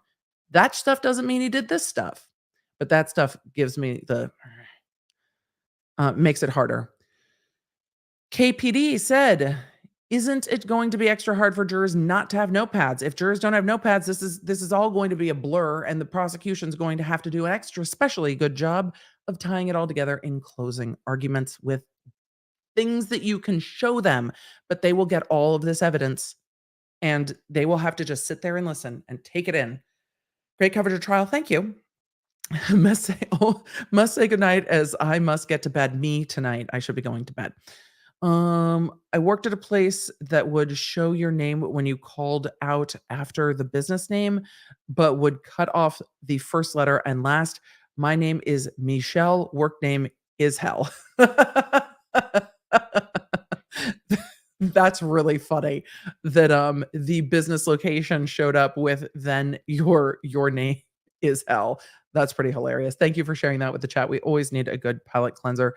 Orientation could also be due to phone being in someone's front pocket, and every time the individual sits, stands, the orientation would change. Keith, thank you for this. I don't know the last time I've had pants with a front pocket because we don't always get pockets in our pants. So I didn't even think about that because I've never rocked a phone in my front pocket. I'm happy to have workout leggings that have it on a side pocket, and I never even thought of it. So thank you for the perspective. It could be. It would just have to be unlocked. Why does her name have to be my name? Blanca, I think there's lots of Blancas, and we don't hold it against you. And we haven't even heard from Blanca yet. Apple Watch app installed on all iPhones, even if you don't have an Apple Watch. We haven't heard that she had an Apple Watch yet. I don't remember if we heard that she had one or not. So Alec was on the property when this happened. Yep. Either way, he was on the property when this happened. Either if he's napping in the house or if he's up at the pens. Either way, he's on the property when this happened. Alex said he picked up Paul's phone. Did it to try to delete the Snapchat thoughts? I don't think he knew the Snapchat existed. Either way, I don't think he knew the Snapchat existed. Also, when your kids are on their phone, there's times they're just doing stuff. He could have thought he was talking to his friend and not recording. I mean, I don't know. I don't know if he knew the Snapchat existed because he was Snapchatting his friend about the dog. So I don't think he knew it existed. Maybe he was picking it up to try to answer it. Maybe he was picking it up out of grief because he didn't know what to do. I don't know. So I think it could go both ways. Most of these things, the hard thing for this case for the prosecution is most of these things cut both ways. If you go grieving parent, it goes this way. If you go cold-blooded murderer, it goes this way. And so it's a difficult case. Morning from Australia. I work in legal here, typing court transcripts. So it's been interesting to see how us and the US and Australia court differ from each other. This court's kind of wild. There's like people everywhere. There's people everywhere. Could Barbara be called as a witness? Yes. I mean, there's 250 whatever people on the witness list. Apple Watch could have been active because the fall detection would have been couldn't have been active because the fall detection would have activated. And we don't know if it did or it didn't. she might not have had an Apple Watch. I don't know. We will see. Lots of questions about the Apple Watch. What I learned today, make your lock screen code 6 digits so it takes them 19 years to crack. Yes. Yes. We've learned about digital security. Emojis definitely matter. Emily, my long lost purple haired sister. Hello, bitter sweetheart. Come to the dark side. The Galaxy Z Flip 4 has a mini external touchscreen that allows you to read full messages from the notification without opening them. I am a diehard Apple stan. I am a fangirl. So I want to see a cartoon, Emily, with that voice. I don't know about that. But maybe we'll read another book. I have another book that was gifted by a law nerd about the furry cup. So we might have to read that another day. Don't forget to do the YouTube things and join. Thank you. We still have quite a lot of you here. So don't forget to do the YouTube things. Why can't they subpoena a phone manufacturer to unlock phones instead of brute force? It depends on what they thought to do. They were going to have to dump it anyway, but they can subpoena. I don't know how much they get from Apple when they subpoena Apple. So I don't know if they get the full download or not, and I don't know how long it takes. So they had the ability to unlock Maggie's, so they unlocked Maggie's, but I'm not sure why it's a better choice. I would have to ask to get more insight on that. Why dump Maggie's phone and leave Paul's? I don't know. I don't know at all. Me too. iPhones all the way. For us with ADHD, I hyper-focus way too hard if I had an Android. Apple has me in their grips.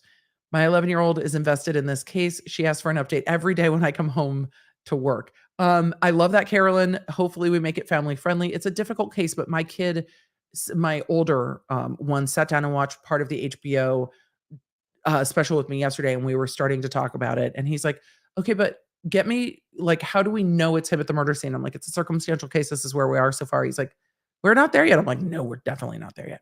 Question, why are jurors not allowed to talk to each other about the case during breaks?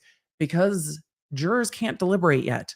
So if you start talking about the case, they could start forming opinions, like we do in the chat. Because some of you are like, well, yesterday I was here and today I'm here. But after hearing your point, I'm over here, which we're allowed to do. We're not jurors.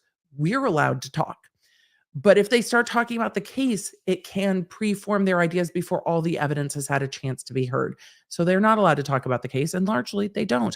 And in Cardi B, Tasha K, one of the jurors was chatting with the other jurors at lunch. And she's like, oh my God, can you believe she said that on a YouTube video? It's just absolutely wild. I can't believe she said it. And you know what the other juror did? They went to the judge. Immediately. And that juror who said that was yeeted. Immediately. They were like, excuse your honor. They asked me what I thought about the case at lunch we're going to have. And they yeet immediately. So, Emily, I just did a replay of the gun room still pictures and the body cam. The clothes on the rack were completely different. It is from two totally separate points of time. And I don't know where the error is, but it's an error somewhere. The error could be on Twitter. The error could be in the way that they were presented. I need to go back and be like, did they take crime scene photos that night at the gun room, or were they later? I have questions. I'm going to have to go back. We used to call my router surveillance team local PD. It's fair. I've named my parents' router all kinds of things, and they can't figure out how to change it. Is the jury allowed to take notes? We have heard in South Carolina that they are not allowed to take notes. I always love hearing experts in their field talk about their field. This guy reminds me of Dr. Curry from the Depp v. Heard trial. Yeah, he makes it really understandable. Doc said the crossbow is located in the top left corner of the open gun rack. It's by the door in the middle of the room. So we've got the crossbow by the door and then the compound over on the other side. Fair. Law enforcement, it was being very lax with Alec Murdaugh, so they probably let the family move stuff so they could better have this family meeting thing. Maybe, but it's like so much is moved. It's not just like they moved the couch. It's why would you reposition the elliptical, throw a towel over it, and have different clothes on the clothes rack? It just, so much has changed. It's not like one thing's changed or two things are changed. I think they're in totally separate times. To me, it looks like the room was rearranged to allow cops to examine things on a covered table without damaging the ping pong table. Then they should have made that clear. If law enforcement changes something or touches something, they need to make that clear. So we'll see about the couch. I mean, But the backs on those couch are big. They're not going to turn into smaller love seats. The sizing's different. My husband is listed as my husband because it correlates with my emergency info. Fair. Question if she had an Apple Watch. So we talked about the Apple Watch a couple times. We haven't heard any evidence about that. Do we know if Alec and Maggie's interactions were normal? I don't know what we mean by normal, Lauren. We'll hear them on the Snapchat video, and we will hear from family members. Alex said their relationship was as good as it could be. So for whatever that means, that's what they said. And that's very interesting stuff. I loved seeing the name of everybody's phones today. My phone named Arnold Rimmer, big Red Dwarf fan. Red Dwarf fan. My words are starting to get hard. Miranda said he started to get upset when they showed a screenshot of her apps. I bet she had a background picture of the family. That's very possible. He did say multiple times, and others I think will testify that she kind of lived for her kids. There might have been a picture of the boys on there. Is that terrible that mine aren't? My lock screen photo is my Pawnard Albus, who I lost a few years back. She's still my lock screen. She is my heart. I love my children very much, but my sweet Pawnard is just a little different. I wish they had some visual aids to keep up with the expert testimony. The jury does so much because when they're talking about it, this is on the Elmo, so the jury can see the lines too. So they have that. So yes, my sweet Pawnard is my lock screen because I have all the photos of my kids in my phone. You know, we keep her with us. My kid has the Pawnards. My kiddo has Fred and George on his lock screen as well. So yes, Albus was my sweet kitty. But now with Apple focus modes, my lock screen changes throughout the day, which is also very interesting. And I wasn't quite prepared for, and I haven't had time to mess with them nearly enough. So you guys all understand, because the law nerds understand what the paw nerds are. It's fair. Question. This was a great question, Wendy. Why bring the specialist that opened Paul's phone before this witness? Because this witness couldn't testify about what's on Paul's phone until the foundation was laid as to how the phone got open. Because the defense just would have been like, objection, Your Honor.